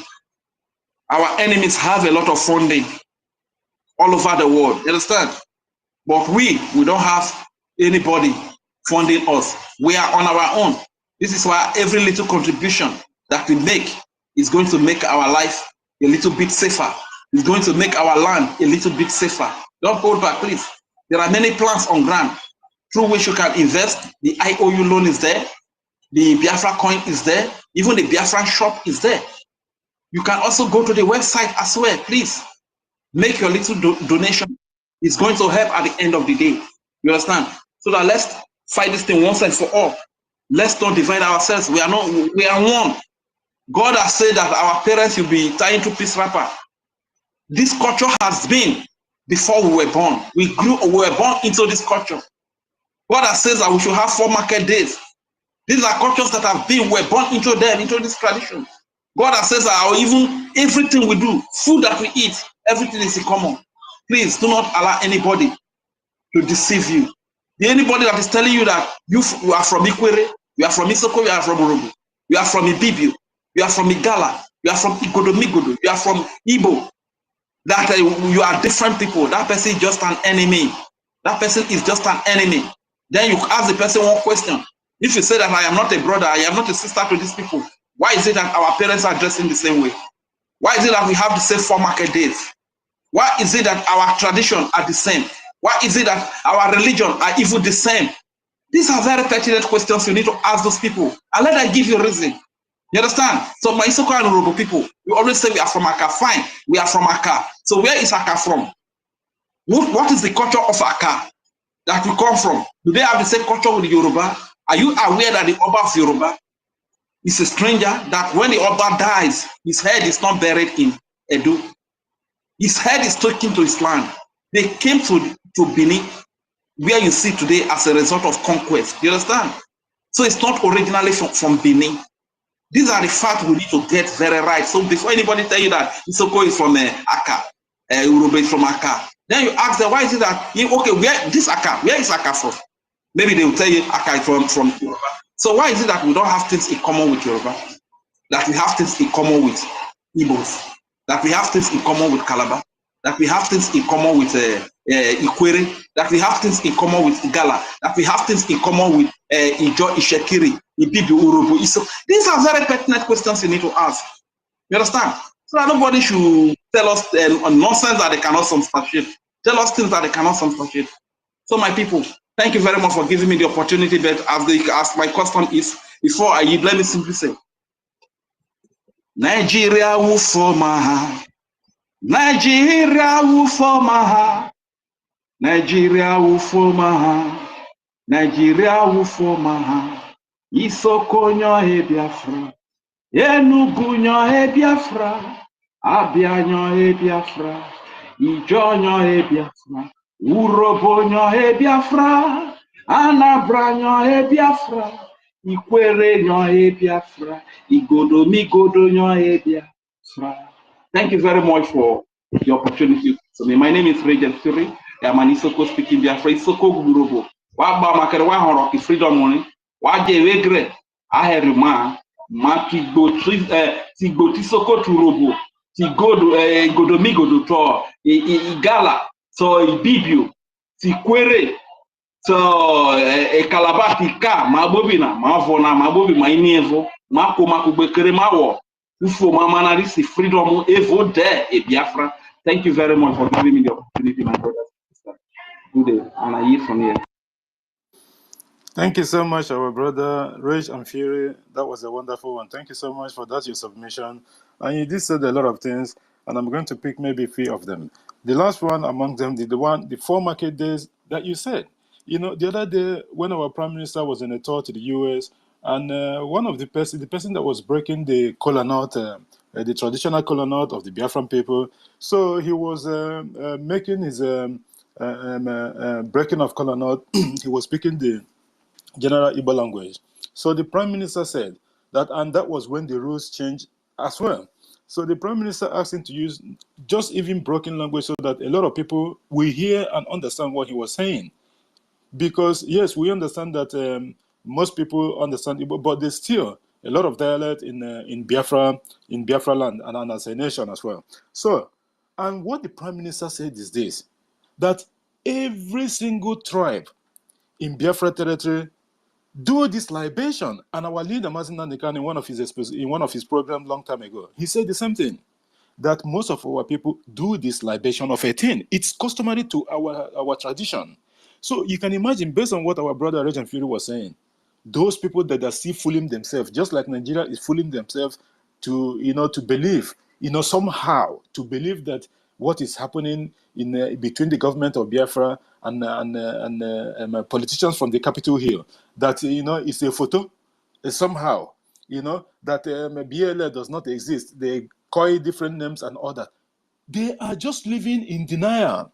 The truth of the matter will hit them in the face with full force after the 2nd of December 2024, and that is just true. The 4 market days, like our brother rightly said, it's all over the place. Eke, Ure, Afo, Unko. How can you explain this, that these people are not your family? How do you explain it? You cannot. They don't have any argument. They cannot even make a concrete argument defending that. But because these people are the people that they have brainwashed for a very long time, and sometimes when you begin to live in denial, you just stuck there. You don't want to come out anymore. But at the end of the day, whether they like it or not, it is going to happen. Biafra is here, and it's here to stay, and that is how it's going to be. Our brother Regent Fury, that was a wonderful one. Thank you so much, my brother, for pouring out your heart. Our brother and co-host David Nana, a quick one before we go to our brother Ugochukwu Biafra for his submission. Thank you. Go ahead, David. David Nana, you just raised your hand. Okay, it seems that David, okay, maybe he couldn't. Okay, thank you so much, David. Are you there now? Can you be able to go now or later on? Okay. Are you talking to me? No. I'm saying David. He raised his hand, so I thought he wanted to chip in something. Maybe I don't know if he's having a network issue. GD, tell him to DM you. It's as if there's an issue. He said he put a thumbs down. Yeah. I don't know why. Yeah, I'm surprised too. Maybe he has a problem or something. Just tell him, David, if you can hear us, DM and let us know exactly what the issue is. Exactly. Thank you so much. Thank you. Yes, I can hear you. I can hear you. Just that I'm engaged with something just now. So just give me a minute. I will be back. Thank you so much, our brother, and thanks, Laradin, for clarifying that. Our own Ugochukwu Biafra, my brother. Thank you so much. Thank you so much for being here. The floor is yours. Yeah, thank you, my brother. I'm not gonna even take much time because of up and down. I salute you, JD, and my sister Clara Dim and David, and I salute you all for standing, for our people, keeping on this peace running. And we salute to one more, our minister and our brother, Mr. Snow and Rage and Fury, all of you, mouthpiece of the gods, Citizen Dam. I salute you, my brother. For what you are doing. I see you in the space where you are trying to talk to the gullible ones. Thank you, my brother, for what you're doing, and the rest of them. I salute you, all of you. Of course, before I proceed, I will salute our leader, Mazin Namdekano, and I salute our great. I know that I will come back to Mazin Namdekano. I salute our prayer answer, our own Prime Minister Simon Ekbanjoko. The only thing that the zoo doesn't understand that. They entered one chance by the Biafran citizens that are weak. Zoo does not understand. Musa sitting carrying stomach. See who won't fight. One thing they don't understand about the prayer answer is that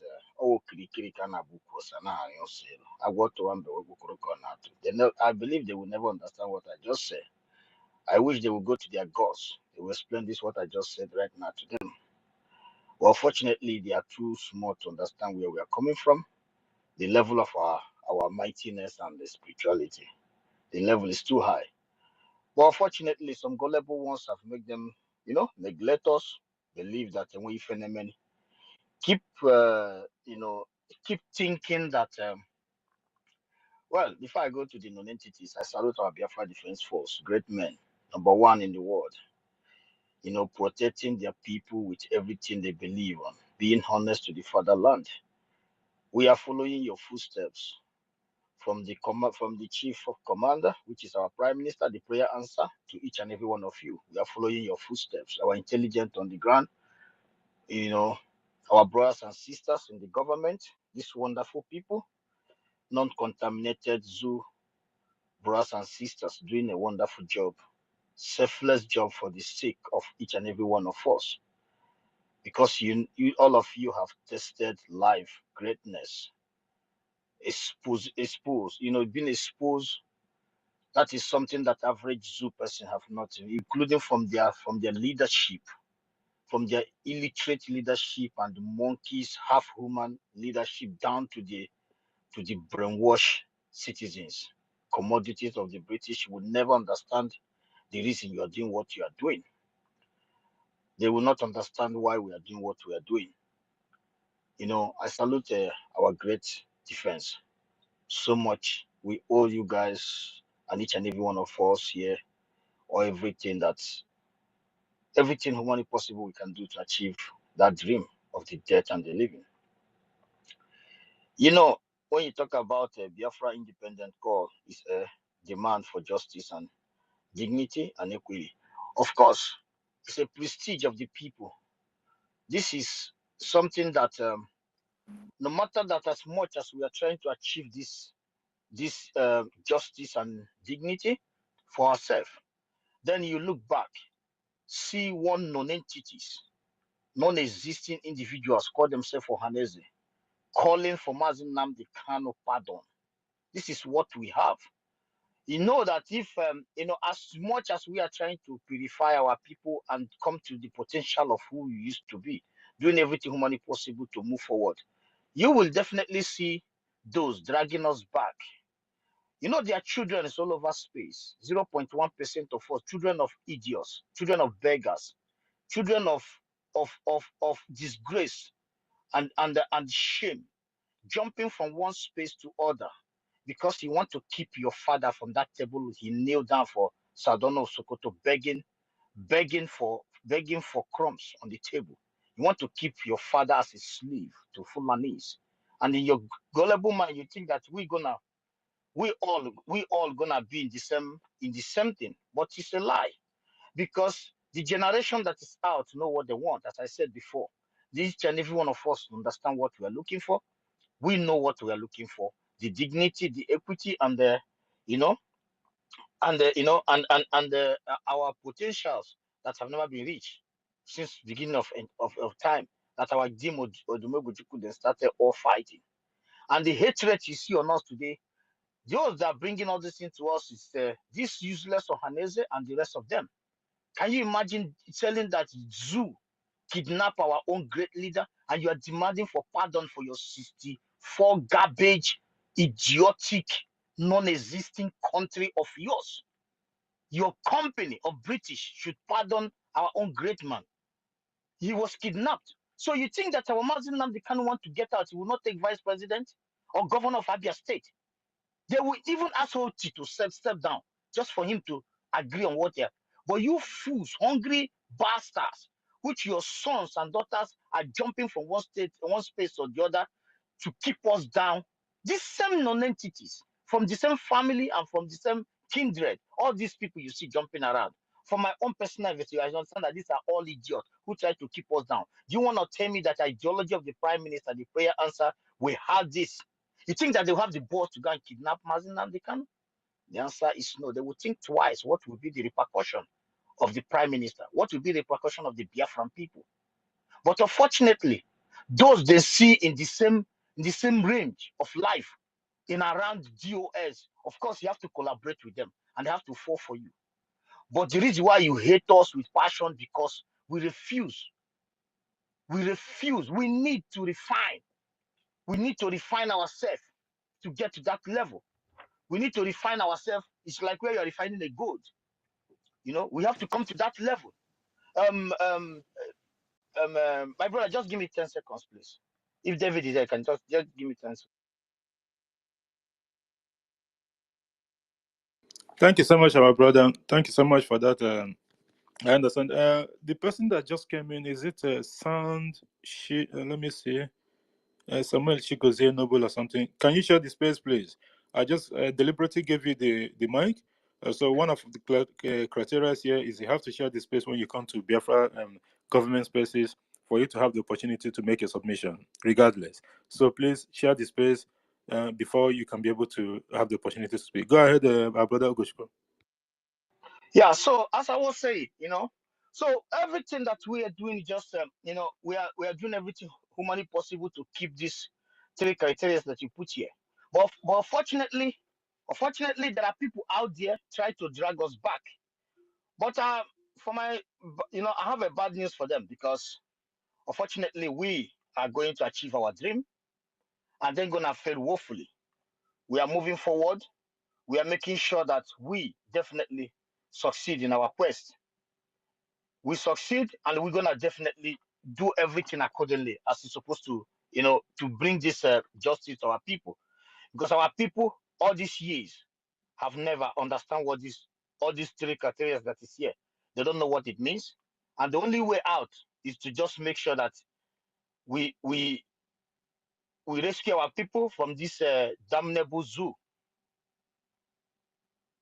We rescue our people from this damnable zoo. And I beg my brothers and sisters, keep it up. All hands on the deck.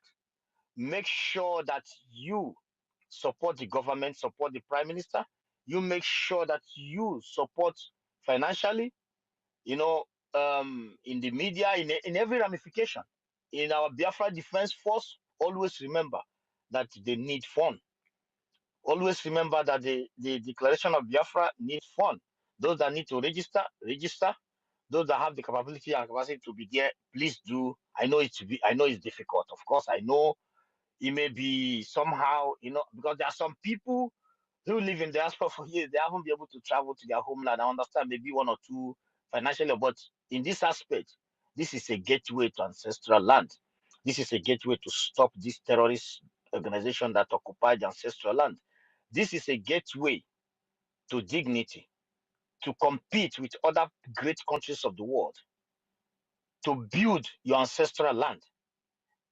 If your revenue that you are contributing to these beautiful countries you are living, if it's not paying you, it's paying me. Not that I'm greedy to give it to them, because their viable road where I drive, they made it possible. Their security that enable me to, even if I want to travel in the midnight from 12 to 3 o'clock in the morning by my car, you want to stop in anywhere and sleep, continue your journey, they made it possible. You hospital free, they made it possible. Not that I'm against the revenue that you put into this, but you can't tell me that you, being a man, come from a particular land, your people does not even have a kiosk where they can even just treat a little baby that fall down, or a solotape, a place where there is equipped for solotape for free for babies in your village. But you have a gigantic $1 billion hospital with a private jet in your base, and you call yourself a human, and you travel your home, and you are seeing things in a way that there is not access road to your father's house. You know, you feel comfortable when there is a possibility to, to achieve your country and have the same thing you have in that your base, and you ignore it, decide to follow the other way around, knowing the truth that the man anchoring it mean well in 100%. Then you decided to be a hindrance. That means something is definitely wrong with your head. Something is wrong with you being called. I find it difficult to somebody describe you as a human, because you are worse than animal. At least some animals get food from somewhere. They will go to their camp to give their children. But you are worse than animal. So and also, as I mentioned, these people, they are only out there to, they have kept us in this lower than animal in the zoo called Nigeria. And with their collaborators, they pick some criminals in our midst who are automatically, who are very glad to be, very, very happy to be enabler to their people. And they are also take their children who are able to send abroad to study. And those slaves are very happy because they don't work. They don't know the kind of petty job that their brothers and sisters who find their way in the same place with them. They are on, then go to account and get money that belongs to the masses that their fathers stole from their ancestral land. And when you talk about Biafra, they come on air speaking Fune to you.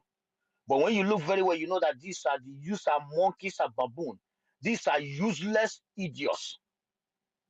And their fathers are the one out there collaborating with the zoo, dragging senator and governor. They are the one being in Ohaneze, dishing out a statement of a pardon to the great leader of a great nation, which the leader himself have been begged outside there for him to take whatever he wants to stop, to forget Biafra, and he refused. And some baboons are there putting up, dishing out a statement on air just to keep us lower than human. That will make anybody that jump out from his dungeon in the morning, somebody want to achieve any dream of political, he has to use Igbo, which is Biafra. You see a non-entity who want to defend a terrorist government, he has to use Igbo. If he didn't find anything negative against the Igbo, which we don't have, if you may argue with me, he needed to dish out a history that never existed. He will tell you that he will start dishing out a history. He will tell you that Ezekwesili is the one that removed history from the curriculum. I don't even know who the hell is that name himself. He will tell you Nnamdi Azikiwe is the one that keep Nigeria one. He will start dishing out some kind of bullshit and start putting up just to get his yellow envelope from the terrorist state of Nigeria. But we don't give a damn. Those things doesn't move us. I was watching a video from the PM handle. You see, when somebody was saying he was adding a Yoruba man as part of the coup, 5 people that acted the coup.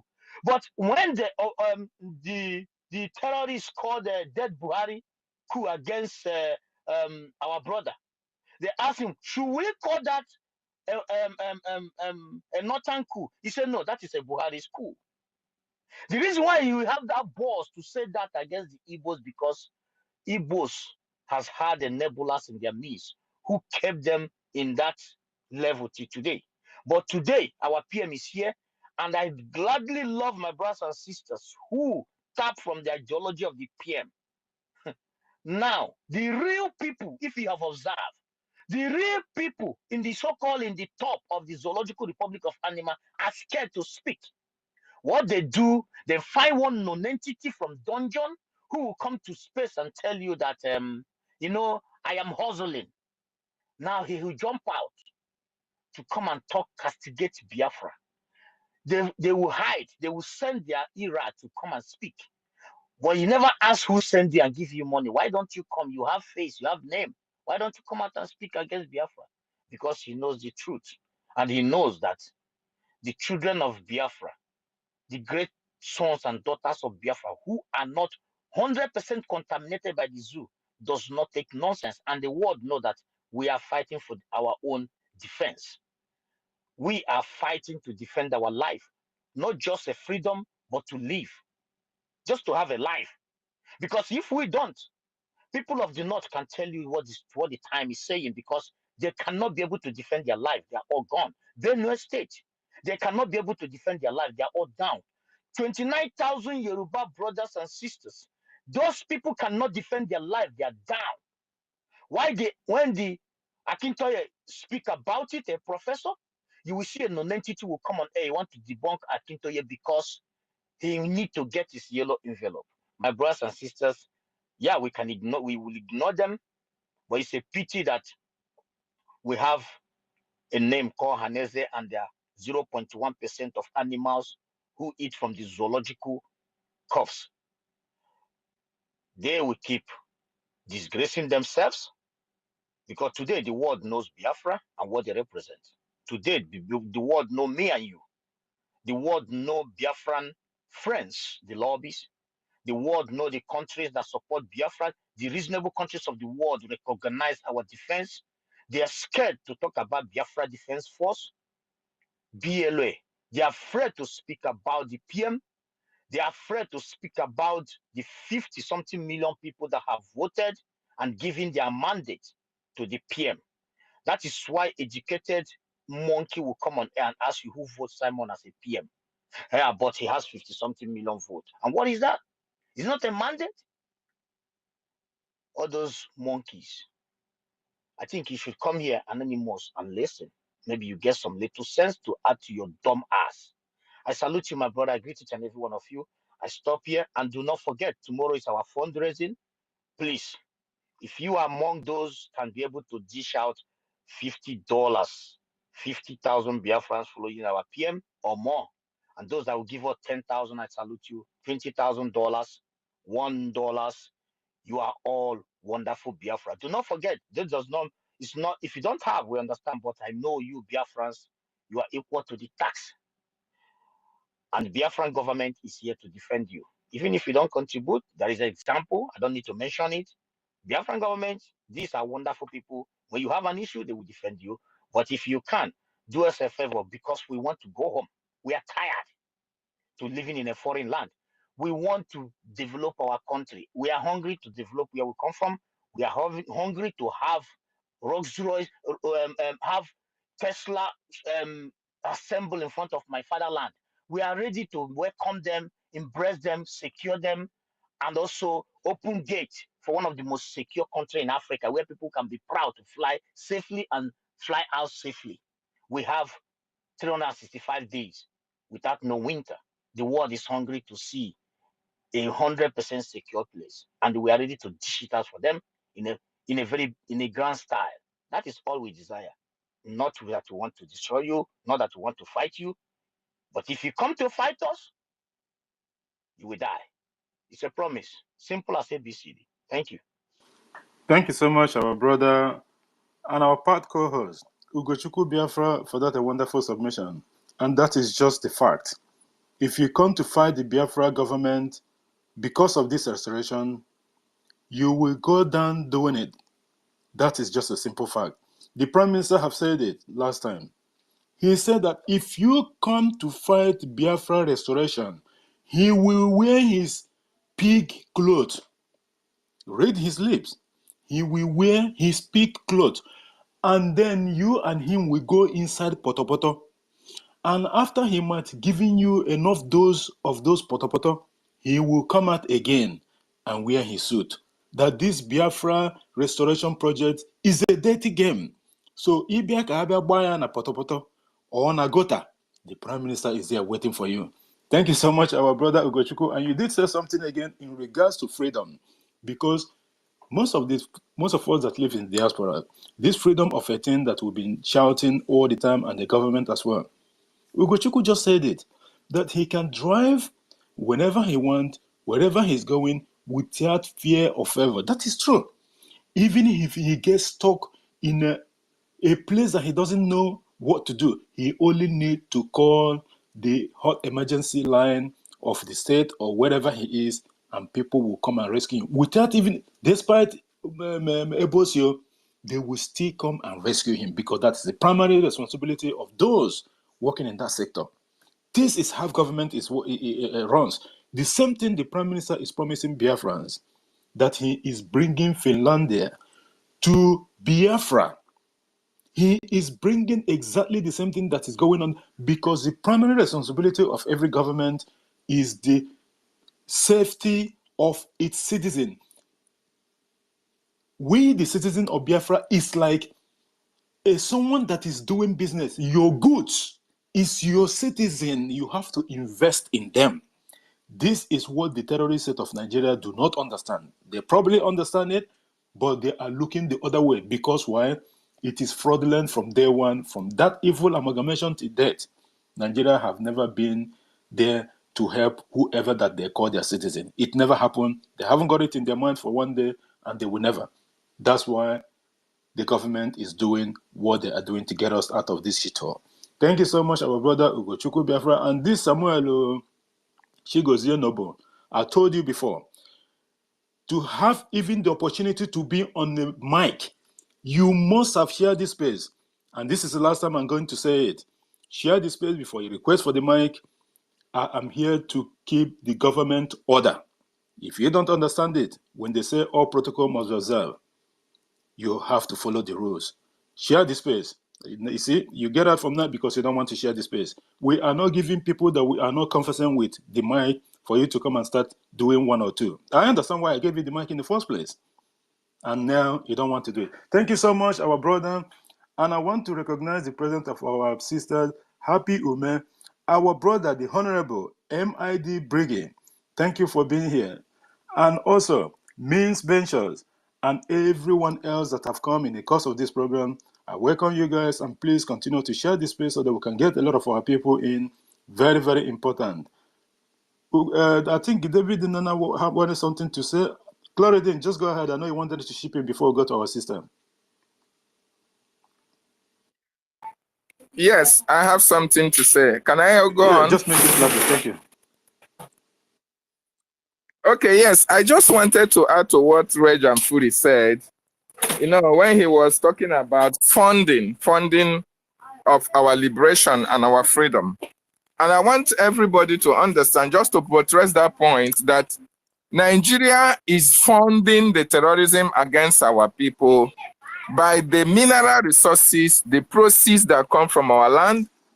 It doesn't matter how much they sell it at any cost at all in order to continue to sustain that funding of the terrorism against us.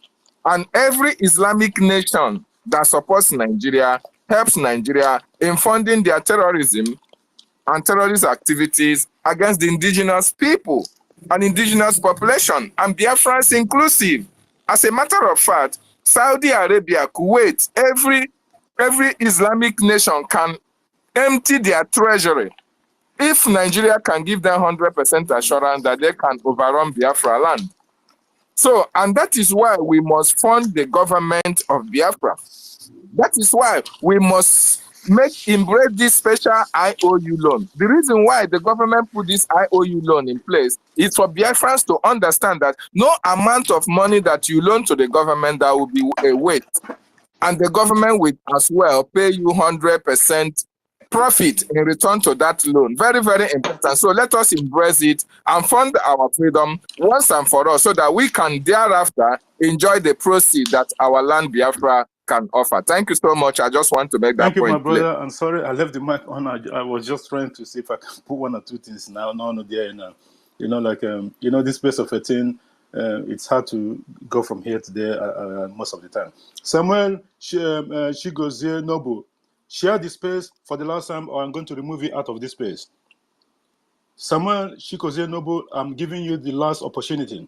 Share the space, or I'm going to remove you from the mic, and you don't be able to come in anymore. This is the rules. I've told you. This is the third time I'm repeating it. I'm not going to repeat it again. Okay, share the space. I'm going to share for the last time. I'm going to remove you from the speaker. You will not be able to come in again. Clara Dins, I know you wanted to put one or two. Go ahead before we go to our sister mouthpiece.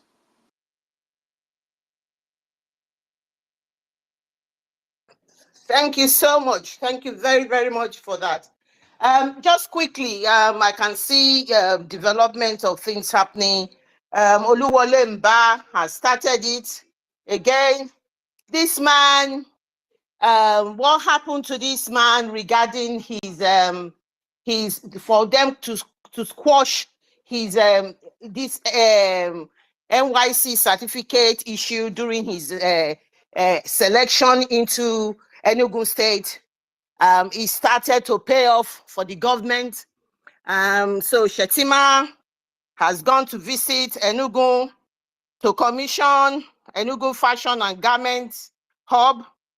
And what they want to do, the federal government, the drug lord, it just baffles me. They use the word instructed the allocation of a federal government grant of 150,000 naira to businesses over in Enugu State. So this is what Oluwole Mba is doing now. So what I want to say quickly is that Oluwole Mba is too small to stop Biafra or to bring in Boko Haram repentant leader into Biafra and in backdoor doing deals. He knows exactly what his position is in Biafra land. Just like the Senate president said, the leader, the person that runs the whole of Biafra is Simon Ekpa.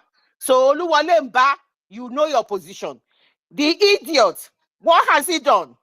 He's saying that the MSMEs that they are doing is one of the things they are promoting in their states. They are very grateful to the federal government for aligning with what their policy is. Meanwhile, while he's doing that, Enugu community women were protesting against kidnapping and abandonment of their farm attacks.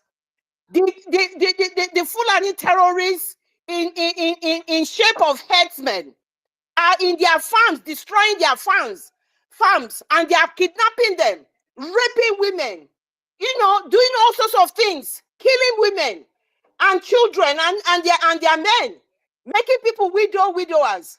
And they were protesting. This man did not give a hoot. He has the audacity to bring the leader of Boko Haram to give them 150,000 naira.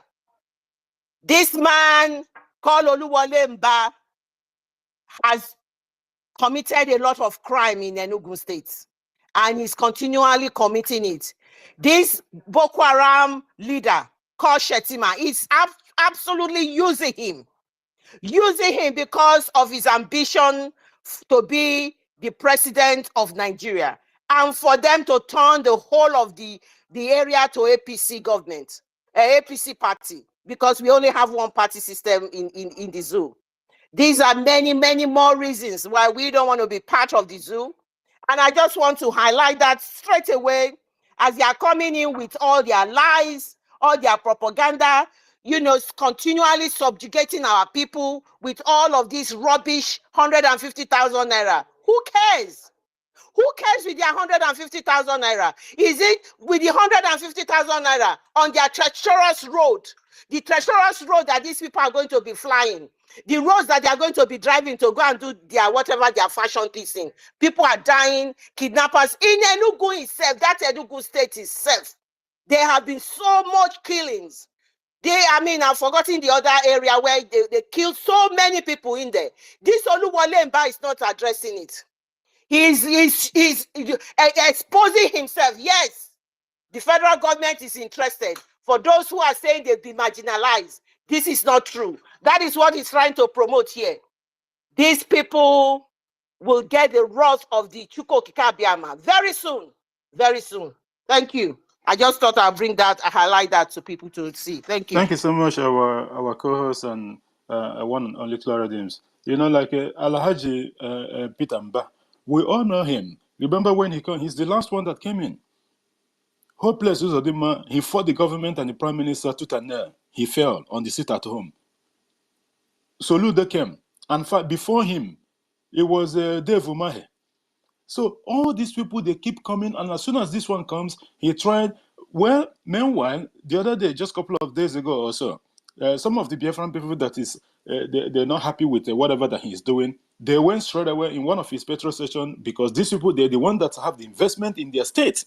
They are the one reaping from all corners, from all sides, from A, B, C to Z. And at the end of the day, when they burn down one of his petrol stations, he has nothing to say for it. Because these are criminal people. He doesn't even care.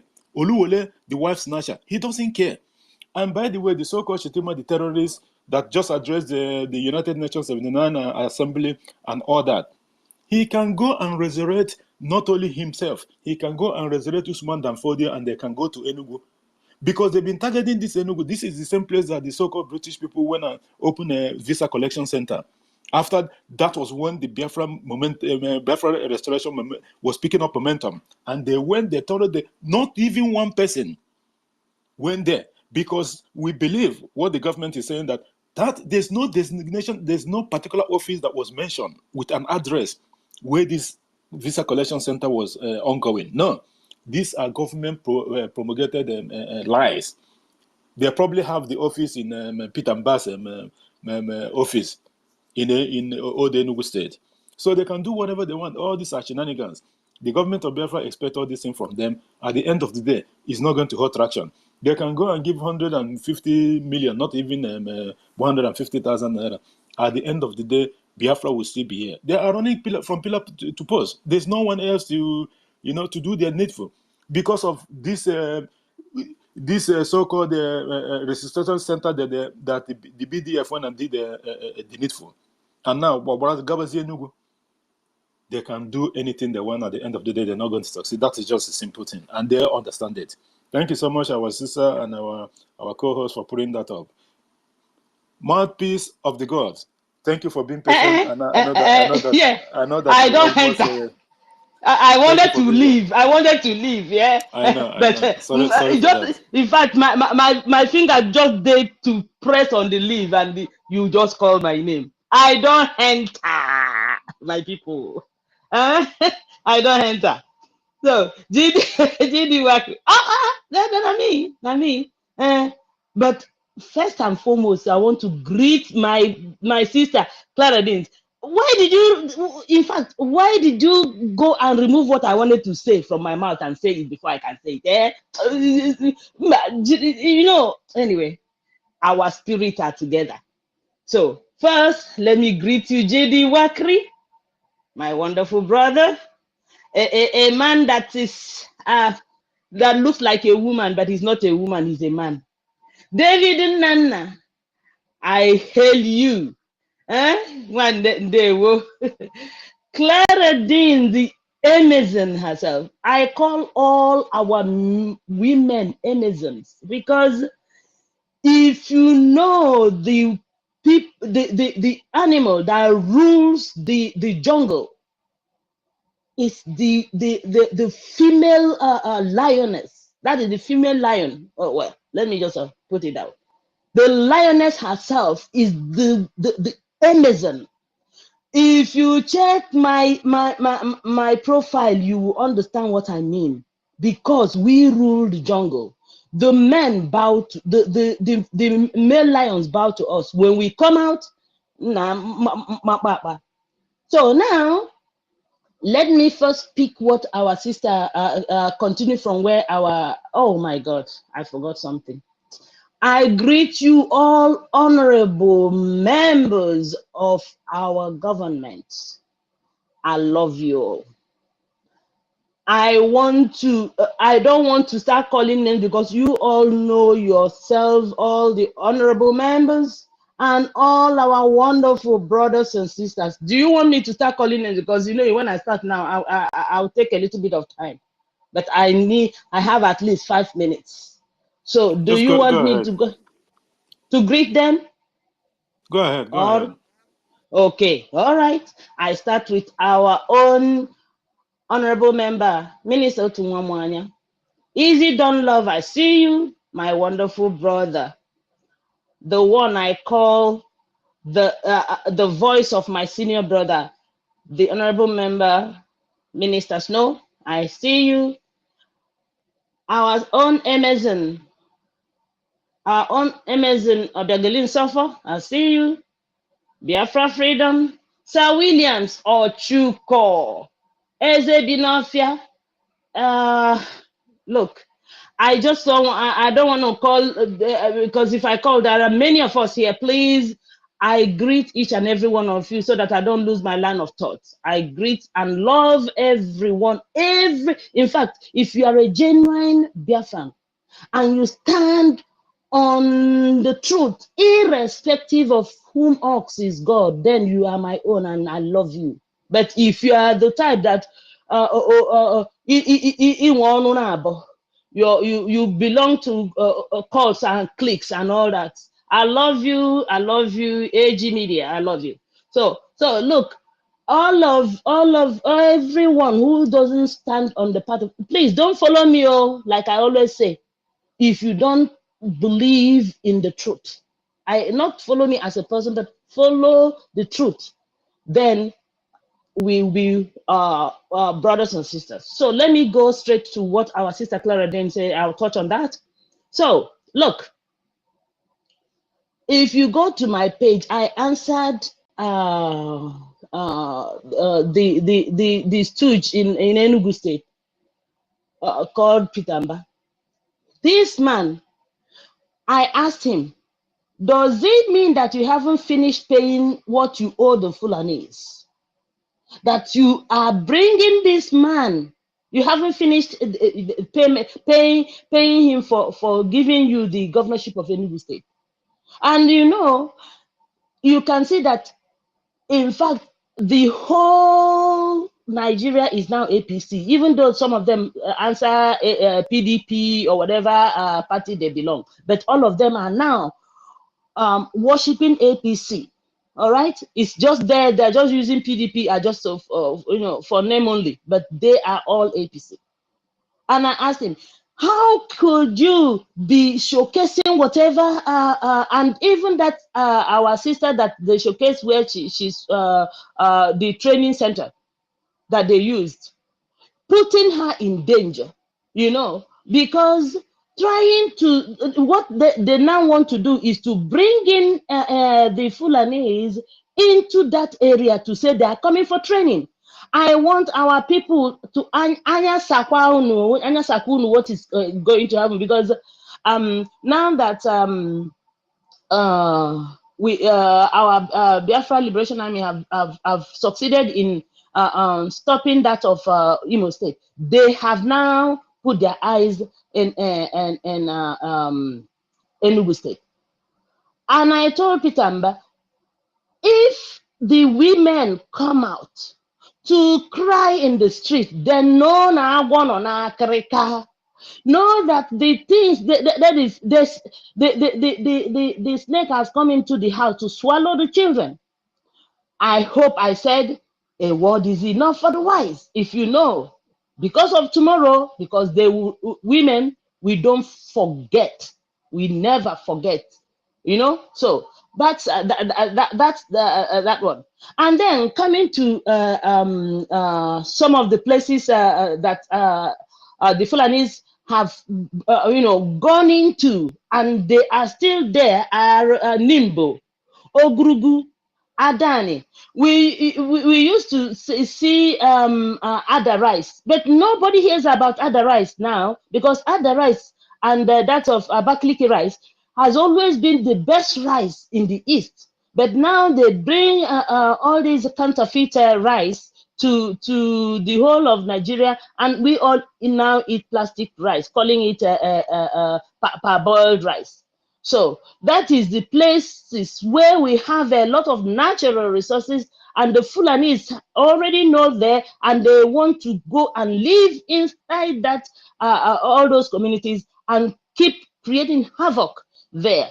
So that is that. Now I want to also bring that of the trip that Shetima went to United Nations to do. He didn't go there for Nigeria. He went there to meet the Prime Minister of Finland, to solicit for the repatriation of our Prime Minister, Mazi Simon Ekpa. Nothing more, nothing less. That is why he went there. So if anybody is telling you that he went there to start to read what he read, which he didn't believe in, because if Shetima really believed in what he read in that podium, then why are we here talking and talking every day for our freedom? If he so much believes in freedom, why are they holding Biafra down? Why are they holding Mazi Nnamdi Kanu, who never shot anybody? Now they are saying that Mazi Nnamdi Kanu is better than our Prime Minister, his son and disciple and spirit son. They say he is better, but why are they still keeping him there? Because he knows he still stands on the truth, and nobody, even his own child, will not make Mazi Nnamdi Kanu to shift from where he stands, and that is Biafra, nothing more, nothing less. So, and I also want to bring to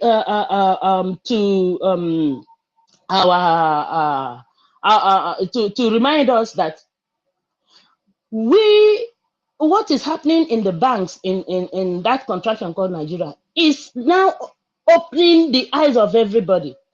Our Prime Minister told us to all bring, take out our money, change it to Biafra coin, and save it there, because what is going to happen is I don't know most if any of you watched the video of our brother M. Josh, who was screaming and shouting in UBA Bank, where they siphoned his 160,000 naira in front of him like that, and then he told them to reverse it back, and they want to fight him there. So I asked him that I hope you remember what our Prime Minister said.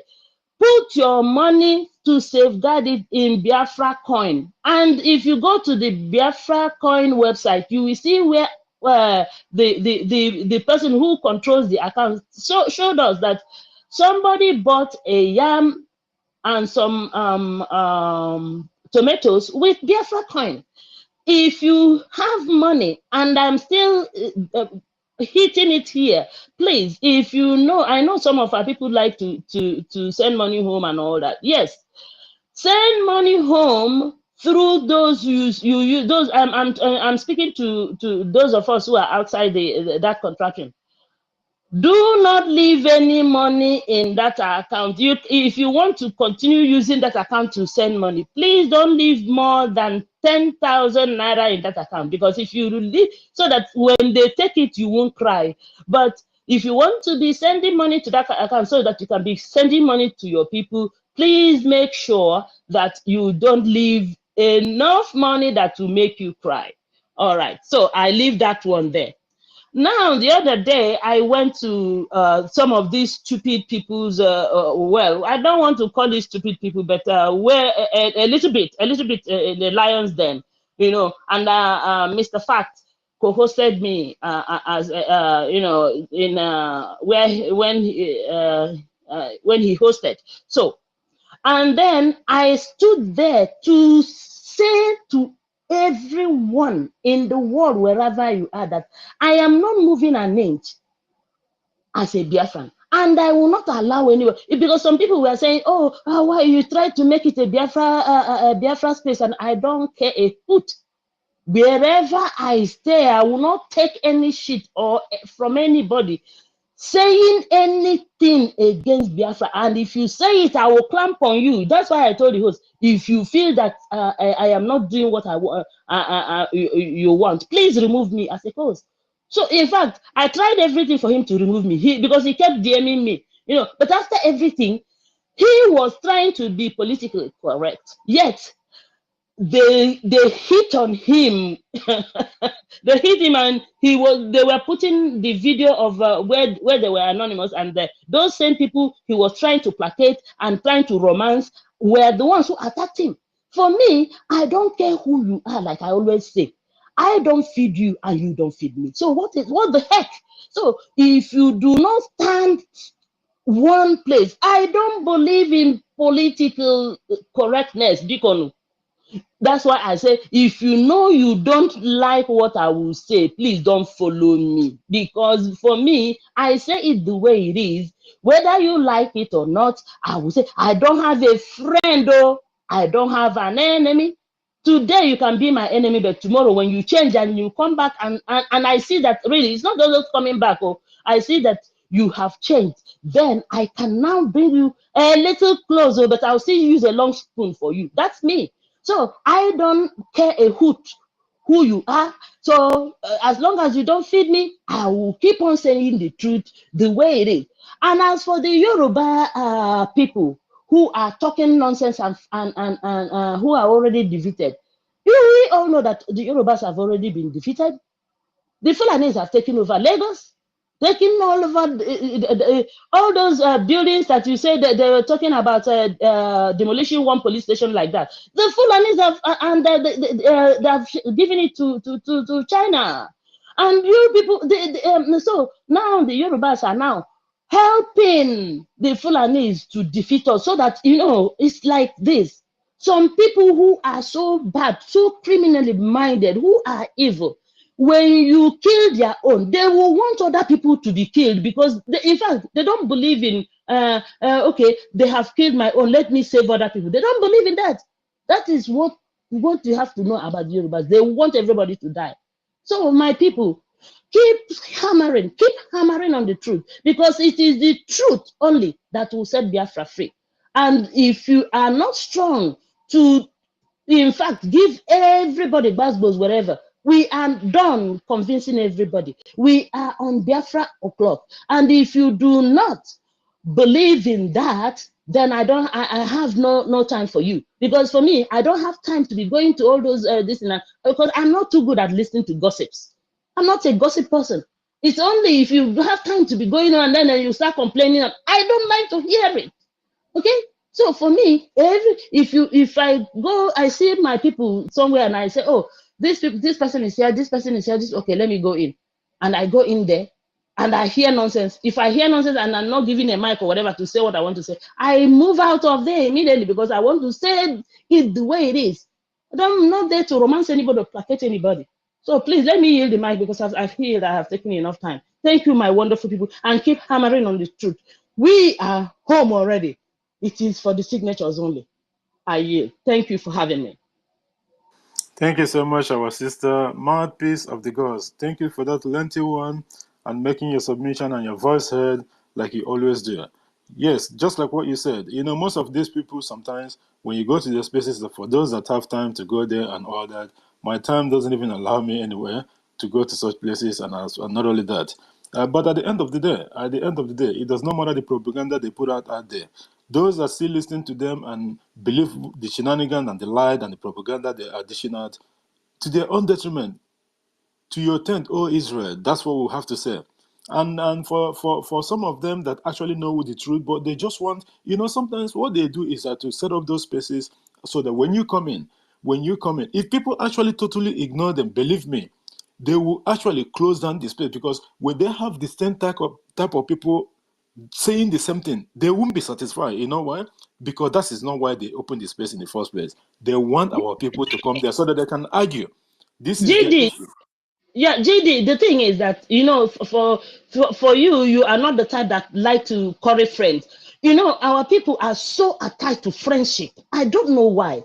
Because if you have a friend and that friend says, I am here, don't bother yourself, because if you talk from now till thy kingdom come, the person is like you standing on Biafra. You can't change that person. Leave the person alone. Let the person wallow in that pit, in that death. So that for me, I live. If I say to you, this is where I stand, and you keep, I'm not good at arguing with people. The only thing I am very good at is to tell you, I told you so. And I'll be laughing and dancing. Even if you are dying, I'll be laughing and dancing, because for me, I told you, but you don't want to listen. And then I have to leave you. But our people are so good in having cliques. And that is one of the things our leader, Mazen and the Kanu, told us. Stop having cliques. Because it is this clique thing, this friendship thing, this mutual thing that is still taking our people to those kind of spaces. And I'm sick and tired of it. And I don't, it makes me angry sometimes when they come over here and start talking about what they hate there. That just pisses me off. But anyways, what can we do? We cannot be all one. I yield again. Thank you. Thank you, our sister, and thank you for putting that up. The issue there is that we don't hold people not to go to wherever they want to go to. Space is an open space.